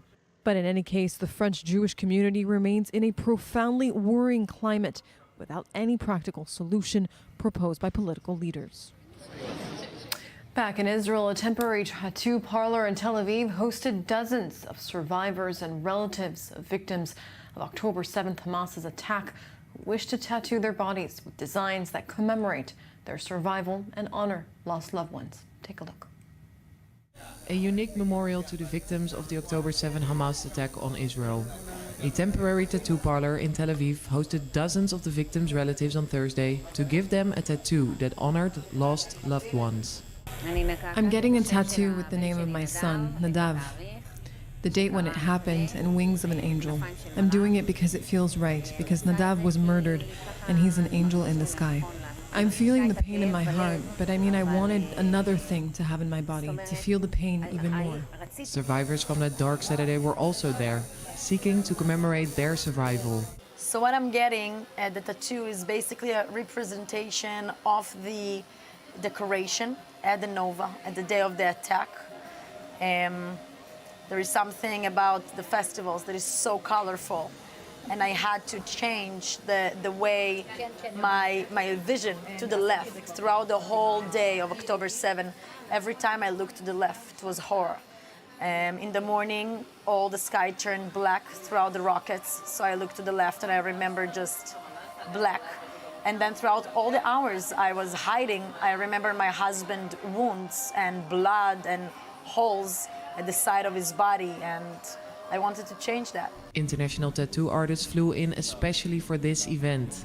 Organizers of the program, called Healing Inc., wanted to offer a therapeutic outlet to the painful memories of the attack, but also spread a message of endurance and hope. These tattoos that we're all doing here are healing tattoos, and you couldn't find a better name probably than Healing Inc., because that's basically all it is. And people find a lot of closure when they get tattooed, and they, you know, there's something very permanent, and when you're marking it with a very permanent thing, you're permanently scarred, you're gonna put something that's permanently a reminder that you can overcome it. For a lot of people, there's finding the physical outlet for internal pain that they're having. It's cathartic, it's a release. For some, it's just a matter of having something on their skin that they're happy to show off. We had an individual who hadn't worn shorts or gone to the beach for 10 years because he was so embarrassed of his scar.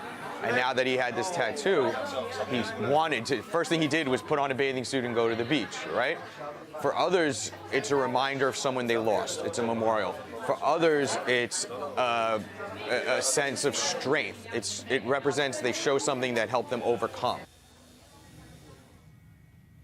That wraps this evening's broadcast here on I-24 News. If you missed anything, you can always catch up on our website, i24news.tv, and of course on social media. I'm Sarah Martinez-Amir. Thanks for watching.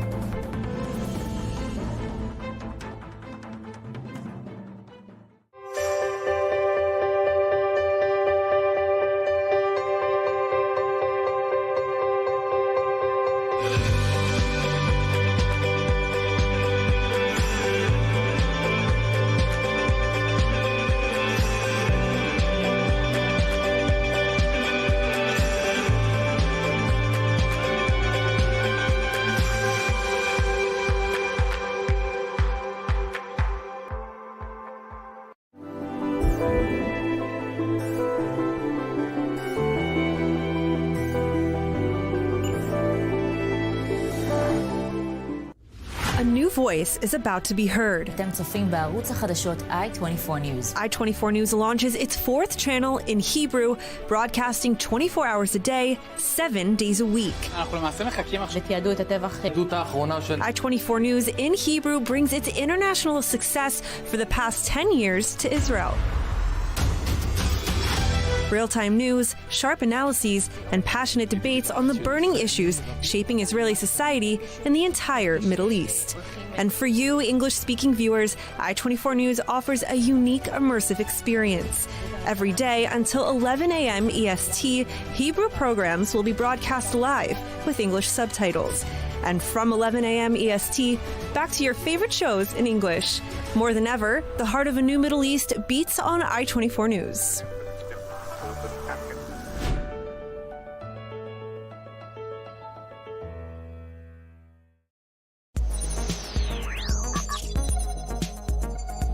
Be an animal, what animal would you be? I'd love to be a dolphin.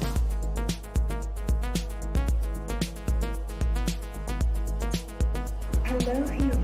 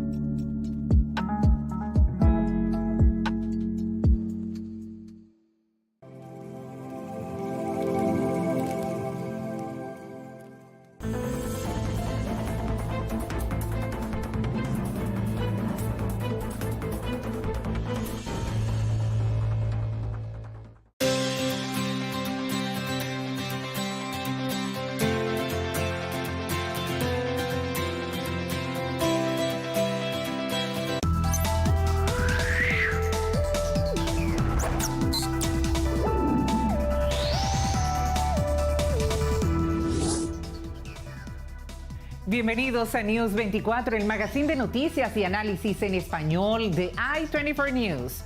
Yo soy Nicole Michel. Entramos en julio. Los niños en Israel oficialmente iniciaron sus vacaciones. Han pasado un año escolar de complejos retos que ha puesto en prueba su capacidad de resiliencia. Comenzaron el año escolar en septiembre de 2023 y un mes después llegó una guerra inesperada con la penetración del grupo terrorista Hamas en territorio israelí, violando mujeres, niñas, asesinando incluso hasta bebés. Y no tan solo eso, secuestrando niños. Hoy, después de más de 8 meses, 2 niños siguen en manos del terrorismo yihadista. Ariel, de 4 años, y Ekfir, de 1 año. Ellos no pudieron ir a la guardería. No sabemos dónde están. Yo soy periodista, pero también madre latina, de 2 niños israelíes, Maya de 11 años y Ariel de 7 años. Mis hijos este año aprendieron palabras que nunca habían pronunciado anteriormente al 7 de octubre. Secuestro, muerte, antisemitismo, terrorismo, misiles. Jamás. Mientras yo estaba trabajando en mi labor comunicacional, mis hijos, como todos los niños de Israel, estuvieron 2 meses sin colegios, resguardados en los cuartos de seguridad de las casas. Mi amiga francesa Natanela, que trabaja como peluquera desde su casa, los cuidaba junto a su hijo Maor. Yo, mientras visité los kibbutz del sur, donde recuerdo una imagen que no olvidaré. Una casa completamente quemada por los terroristas. Una familia masacrada. Recuerdo ver los 4 cepillos de dientes eléctricos en el baño, conectados todavía, en un único lugar donde el fuego no llegó. El champú para niños como el que utilizan mis hijos. Y en ese momento pensé, soy una afortunada. Debo luchar por un mejor porvenir para la generación venidera. ¿Y cómo? A través de la palabra y las acciones, apostando por los niños israelíes y palestinos en coexistencia, denunciando los cuadernos de la UNRWA, de la Organización de Naciones Unidas, que educaron a los niños gazatíes al odio hacia los judíos. Porque del río al mar tendrán que vivir 2 pueblos, el palestino e israelí. Lo cierto es que otro frente se está abriendo en el norte con Líbano y del que peligra un verano difícil en Israel, Hezbollah. Todavía falta mucho por hacer.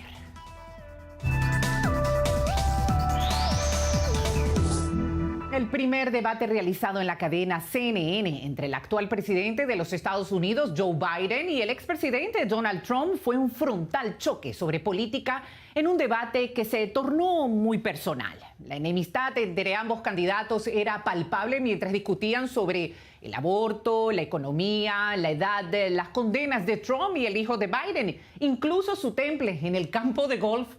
Pero Israel, la guerra y Hamas eran uno de los temas por los cuales estaban puestos los focos. Para hablar de ello, hoy realizaremos un debate entre 2 prestigiosos hispanos americanos.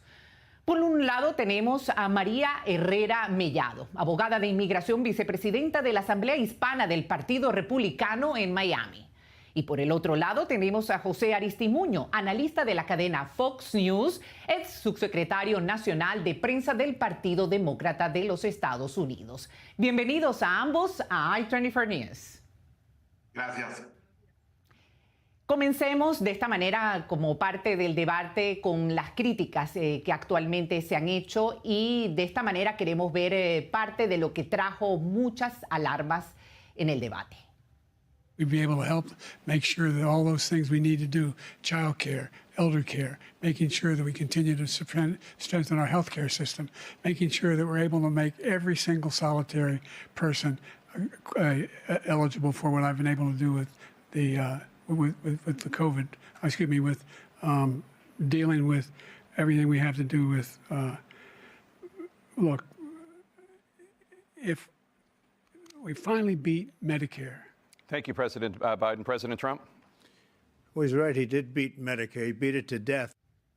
María Herrera Mellado, ¿cómo percibiste a Joe Biden?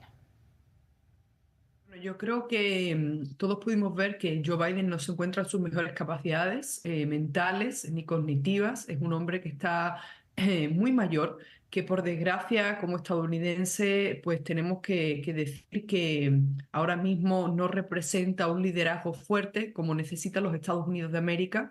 Lo vimos varias veces en el debate en el que le faltaba, digamos, la capacidad de terminar frases, precisamente lo que acaba de usted poner, de que ganaron a Medicare, algo que no tenía nada que ver. Cuando le preguntaron de los impuestos tampoco supo responder y no supo tampoco contrarrestar lo que decía Donald Trump. Yo creo que el Partido Demócrata tiene un problema y se llama Joe Biden, y de aquí a noviembre puede pasar muchas cosas. Ahora hay que ser claro de que esas voces que piden el reemplazo de Joe Biden tienen que tener en cuenta las diferentes normas estatales que no le permiten rápidamente reemplazar a este candidato a la presidencia, que hay que decirlo, también ha levantado millones de dólares para el Partido Demócrata y representa una opción a día de hoy real, pero debilitada de lo que siempre ha sido un partido opositor fuerte. José Aristimuño, ¿es posible que físicamente Biden no esté en capacidades de gobernar o todo lo contrario? Yo creo que no es secreto para nadie que no fue una buena noche para Joe Biden ese debate. Ese debate fue difícil para él. No diría, si viéramos a ese Joe Biden así todos los días, pudiéramos argumentar eso, pero vimos que el día siguiente era todo lo opuesto. El día siguiente en Carolina del Norte, Joe Biden estaba fuerte, tenía energía, estaba en todas sus capacidades para amplificar los mensajes y las políticas del Partido Demócrata. Si Joe Biden quiere retirarse de esta contienda, número uno, no solamente tiene que decirlo, porque tiene que pasar por una serie de reglas burocráticas, lo que se estaba refiriendo María. Hasta el momento, Joe Biden no ha dado ningunos indicativos o señales que quiere retirarse. Lo que sí hay que ser bastante objetivos, ¿no? Es ver los resultados. No solamente que el debate fue malo para Joe Biden, pero cómo eso va a mover las encuestas de aquí a noviembre. Hasta los momentos, obviamente solamente han pasado algunos días, las encuestas no se han movido de un lado para otro. Históricamente, los debates no mueven al electorado. No lo hicieron con Mitt Romney y Barack Obama. Vamos a recordar que Barack Obama, el primer debate de la reelección en el 2012, su debate fue un desastre y obviamente fue reelecto presidente. Fue una mala noche para Joe Biden, no creo que determina la derrota totalmente en noviembre, pero es muy temprano todavía para tomar una decisión. María y José, Israel es un gran aliado de los Estados Unidos en Medio Oriente. La guerra de Israel contra Hamás es parte de la agenda de ambos candidatos. Así se refirieron Trump y Biden al respecto. Israel would have never been invaded in a million years by Hamas. You know why? Because Iran was broke with me. I wouldn't let anybody do business with them. They ran out of money. They were broke. They had no money for Hamas. They had no money for anything. No money for terror. I'm the guy that organized the world against Iran when they had a full-blown intercontinental ballistic missile attack on Israel. No one was hurt. No one Israeli was accidentally killed, and it just stopped. We saved Israel. We are the biggest producer of support for Israel of anyone in the world. And so there are two different things. Hamas cannot be allowed to be continued. You got to ask them, as far as Israel and Hamas, Israel's the one that wants to go. He said the only one that wants to keep going is Hamas. Actually, Israel is the one, and you should let him go and let him finish the job. He doesn't want to do it. He's become like a Palestinian, but they don't like him because he's a very bad Palestinian. He's a weak one. José, Trump dice que Biden obstaculiza el camino para terminar con Hamas. ¿Qué opinas al respecto? No, nada de eso es cierto. Joe Biden ha literalmente creado una coalición mundial para derrotar a Hamas, pero también Joe Biden entiende, y la mayoría de la comunidad mundial, todos aliados, países, etcétera, entienden que hay que hacerlo de una manera inteligente. No podemos matar una cantidad de civiles en el proceso. Y yo creo que Netanyahu y el gobierno de Israel actualmente han forzado, han tenido una gran cantidad de críticas, no por ir contra Hamas. Yo creo que nadie puede estar en contra que deberíamos derrotar a ese grupo terrorista lo antes posible, pero hay que hacerlo de una manera inteligente, usando las mejores tecnologías y asegurarnos que no matemos una cantidad de civiles en el proceso. María, ¿qué opinas al respecto de lo que ha dicho José Aristimuño? Bueno, yo creo que es importante repetir las palabras del expresidente Trump, que efectivamente con unos Estados Unidos más fuertes y en un contexto en el que no se levanten las sanciones ni se financia al régimen de Irán, no habría ocurrido esta guerra, y eso es importantísimo. Por otra parte, sí, está bien que queramos ser unos aliados de Israel, pero sí, mientras no han liberado a los rehenes, pedimos y nos ponemos en la coyuntura de pedir un cese, un alto al fuego, no estamos permitiendo que Israel efectivamente acabe con el terrorismo. Por supuesto que hay que proteger a los civiles, pero tenemos una situación realmente complicada, ¿no?, donde los terroristas están precisamente utilizando, como siempre lo hacen, a los civiles como escudos para seguir atacando y asesinando no solo a israelíes, sino a ciudadanos de todo el mundo, mexicanos, españoles, estadounidenses. Por lo tanto, yo creo que Donald Trump acierta, y además hay que recordarle a todo el mundo lo que se ha permitido aquí en los Estados Unidos bajo esta administración: la toma de campuses universitarios por parte de radicales, inclusive familiares de terroristas, algo jamás visto, e incluso que tumbaran la bandera de Estados Unidos. Con Donald Trump esto efectivamente jamás habría pasado. Eso lo hablaremos. José, ¿cómo es el compromiso de Joe Biden?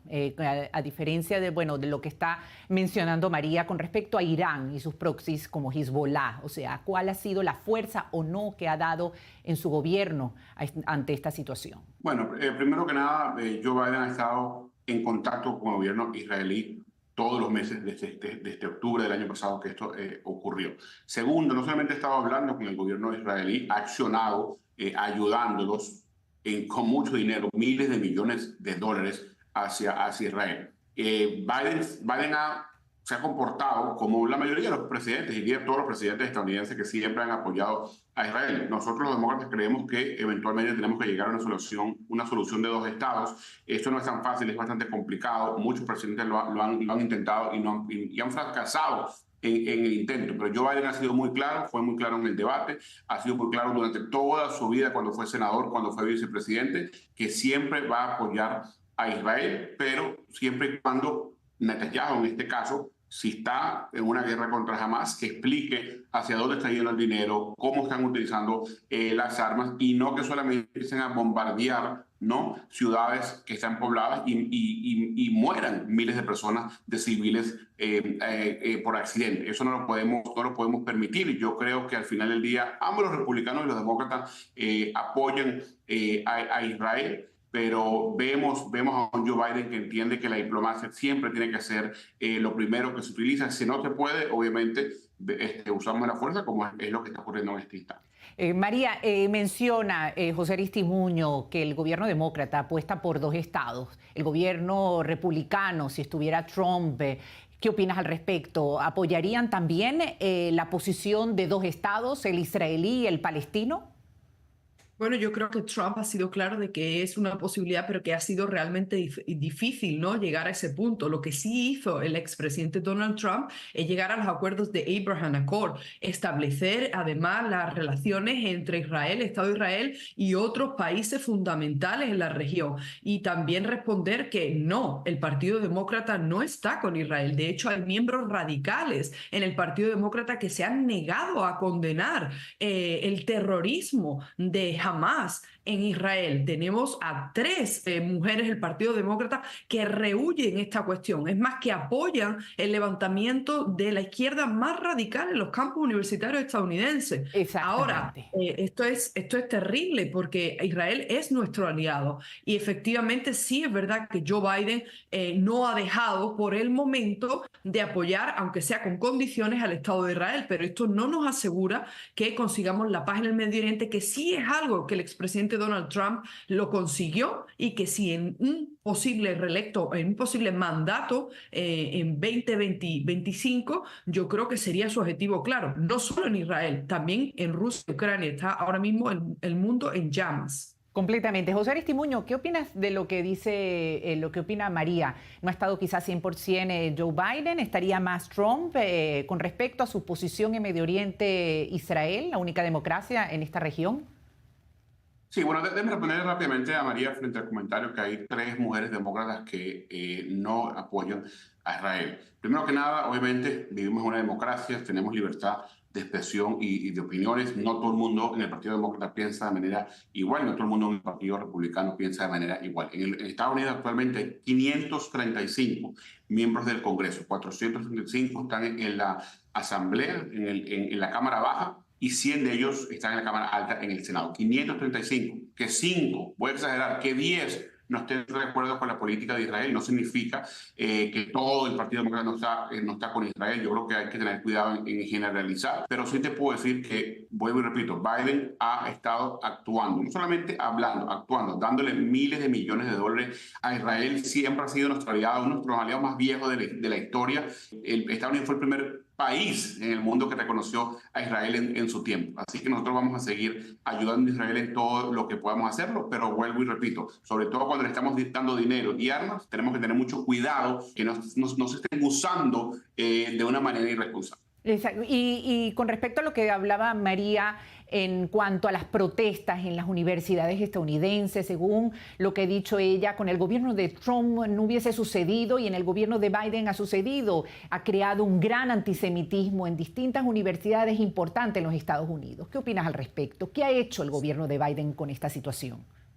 Sí, es una excelente pregunta. Yo creo que tenemos que tener mucho cuidado en no buscar la censura o suprimir, sobre todo a estudiantes, gente joven que busque o permita amplificar su propia opinión. No podemos permitir de usar la censura como se usa actualmente en Venezuela contra la oposición venezolana. Yo creo que Donald Trump lo ha dicho muy claro. Él quiere ser un dictador desde el primer día que llega a su mandato, y estos son los tipos de opiniones cual busca un dictador. No estoy de acuerdo con los estudiantes que lo que están diciendo, no estoy de acuerdo, y sobre todo que muchos de los estudiantes, lo digo con todo respeto, les falta educación sobre el tema. Pero si hacemos una campaña educativa a estos miles de estudiantes y entienden realmente que Israel lo que estaba haciendo era defendiéndose en todo lo que pasó en octubre, ¿no? Yo creo que hubiera mucho menos cantidad de personas haciendo ese tipo de protestas en la universidad. Gracias, José Aristimuño. 15 segundos. María, ¿cómo hacemos para combatir el antisemitismo? Quizás en 15 segundos podamos saber.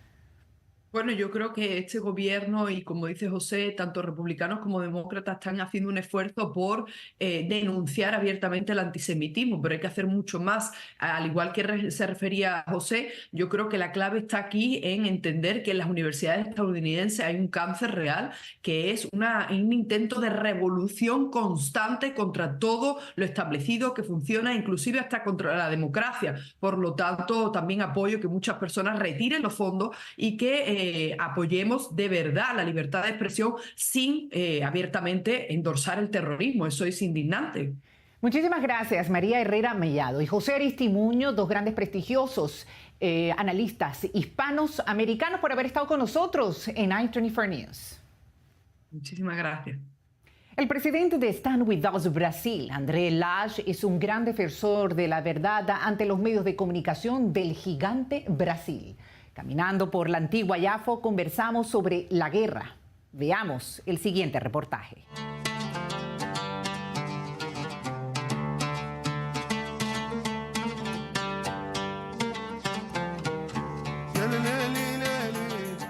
André Lage, qué bueno estar caminando contigo aquí en Yafo, al lado de la mezquita. Sí, muy lindo. Es una escena de la coexistencia en Israel. Exactamente, mezquita, la iglesia, es una ciudad magnífica, Yafo. Sí. André, 8 meses y más ya de esta guerra tan difícil aquí en Israel. ¿Qué sientes en este viaje, como siempre haces? ¿Y cuál es el sentimiento que traes también de Brasil?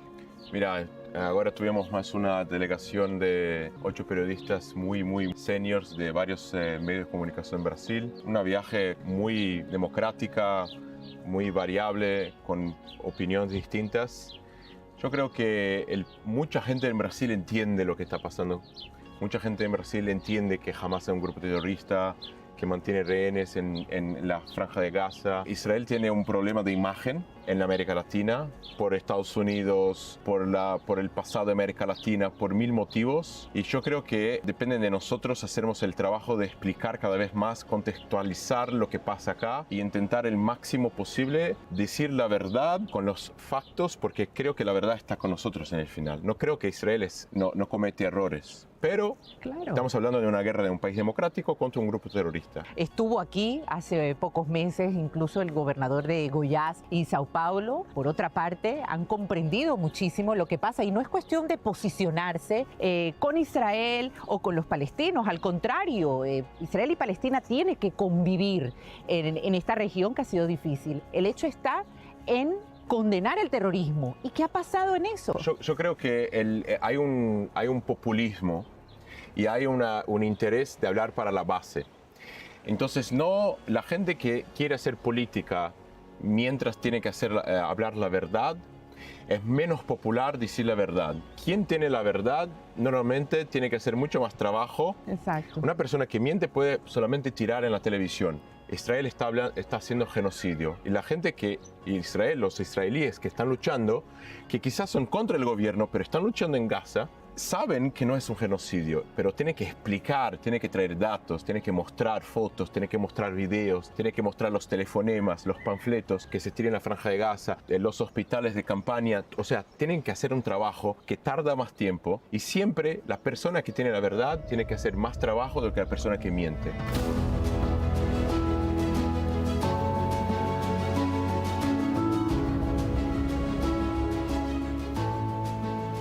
Se sienta en las escaleras en el colegio, los amigos. Una escalera vieja esa. Sí, antiguas. Y tanta historia que hay aquí. Y es duro para un pueblo como el nuestro, judío, que nos califiquen de genocida. Sí. Cuando estamos librando una batalla, pero no tan solo es para proteger el Estado de Israel, sino hasta las democracias del mundo, del terrorismo que significa, ¿no? Exacto, yo creo que la acusación de genocidio, ella no contribuye para nada para la paz. Obviamente Israel no está haciendo genocidio porque un país que quiere cometer genocidio no hace lo que Israel hizo los últimos 8 meses para intentar disminuir todo el sufrimiento en Gaza. Obviamente hay sufrimiento en Gaza, obviamente que hay civiles que murieron en Gaza. Y que no la están pasando bien en Gaza, que es duro. No están pasando bien. Muchos niños que han muerto. Y es muy lamentable. Pero, dicho eso, el país que quiere hacer un genocidio no abre 11 hospitales de campaña, no envía avisos, no hace telefonemas, no envía ayuda humanitaria, no abre la frontera de su país con esta región y entra miles y miles de camiones con comida. Entonces, Israel no está cometiendo el genocidio. Eso, la oposición de Israel que quiere que el gobierno se calla mañana, también no acepta la acusación, porque la acusación no están acusando al gobierno, está acusando al país, y el país no tiene ningún interés de hacer genocidio. Yo creo que cuando acusas a alguien que no comete genocidio de genocida, está sacando toda la legitimidad que este país tiene de poder luchar una guerra que le fue impuesta a fuerza por un grupo terrorista que controla una región. Y yo siempre hablo eso a los brasileños y a los latinoamericanos. Si un territorio a donde viven 2 millones de personas que eligieron el gobierno, que es un grupo terrorista, entra en otro país, en su país, te sacan 30.000 habitantes, te matan 70.000 y vuelven para este territorio, ¿qué querés que tu país haga para poder resgatar los rehenes? Y estoy hablando del número de millones, de miles. Claro. Porque proporcionalmente serían como 30.000 brasileños. Y yo creo que los brasileños estarían obviamente apoyando al gobierno de responder. Obviamente. Para hacer todo lo posible para resgatar sus rehenes y para impedir que nuevos ataques ocurran en el futuro. Es exactamente eso. Mira, el ejemplo ahora cuando se rescató, se rescató a Noah Argamani y los otros 3 israelíes. Estaban en una casa. ¿De un civil? De un civil. Periodista. Y además. 3 estaban en una de casa Al Jazeera. de Al Jazeera. Sí, pero lo impresionante que estaban ahí sabiendo que va a rescatarlos de alguna manera el ejército israelí que está buscando en hacerlo y alrededor a quienes ponen para proteger sus intereses, a civiles. Exacto. 30.000 civiles a vuelta. Entonces, ahí me pregunto, y te pregunto, ¿dónde está el mundo para ver una realidad que es justamente lo que nosotros queremos reflejar? la protección primero de este Estado que ha costado tanto, y segundo también poner justicia ante el mundo, ante las organizaciones. Mira la ONU cómo se ha comportado. La gente no está la gran mayoría del mundo no está interesada en la verdad.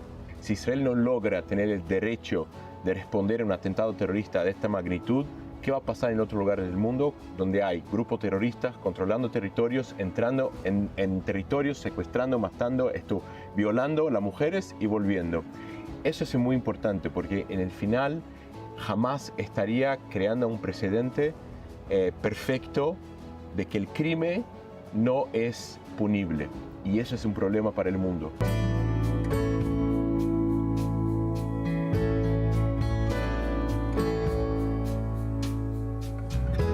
André, el río, el mar, sí. Tanto que han querido Acá buscar. Tenemos el mar. Exactamente, el mar que es parte de nuestro globo terráqueo donde todos tenemos derecho a vivir, a existir. Israel, estas son sus tierras milenarias. ¿Qué esperas tú para el futuro, André Lash? Yo creo que la gente tiene que entender que eso no se va a lugar ninguno. Los palestinos no van a lugar ninguno y acá, eso todo que vemos es una economía de $1,5 trillón, es un país de 10 millones de personas. Eso no se va a lugar ninguno. Eso va a continuar existiendo y nosotros tenemos que hacer con que la gente entienda que solamente el diálogo, la diplomacia y la paz es posible. Y mientras hay grupos que intentan usar la fuerza, hay que usar la fuerza contra ellos porque ellos son los enemigos de la paz. No va a existir acá un país, va a siempre existir dos pueblos y tiene que ser dos países. Del río al mar pensamos como Albert-Camus.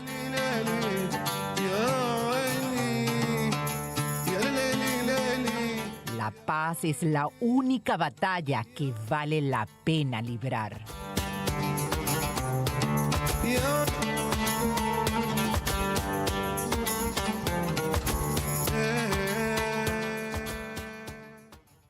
Hasta aquí nuestro programa de hoy. A través del QR nos gustaría saber desde dónde nos ven. Acabamos de lanzar nuestro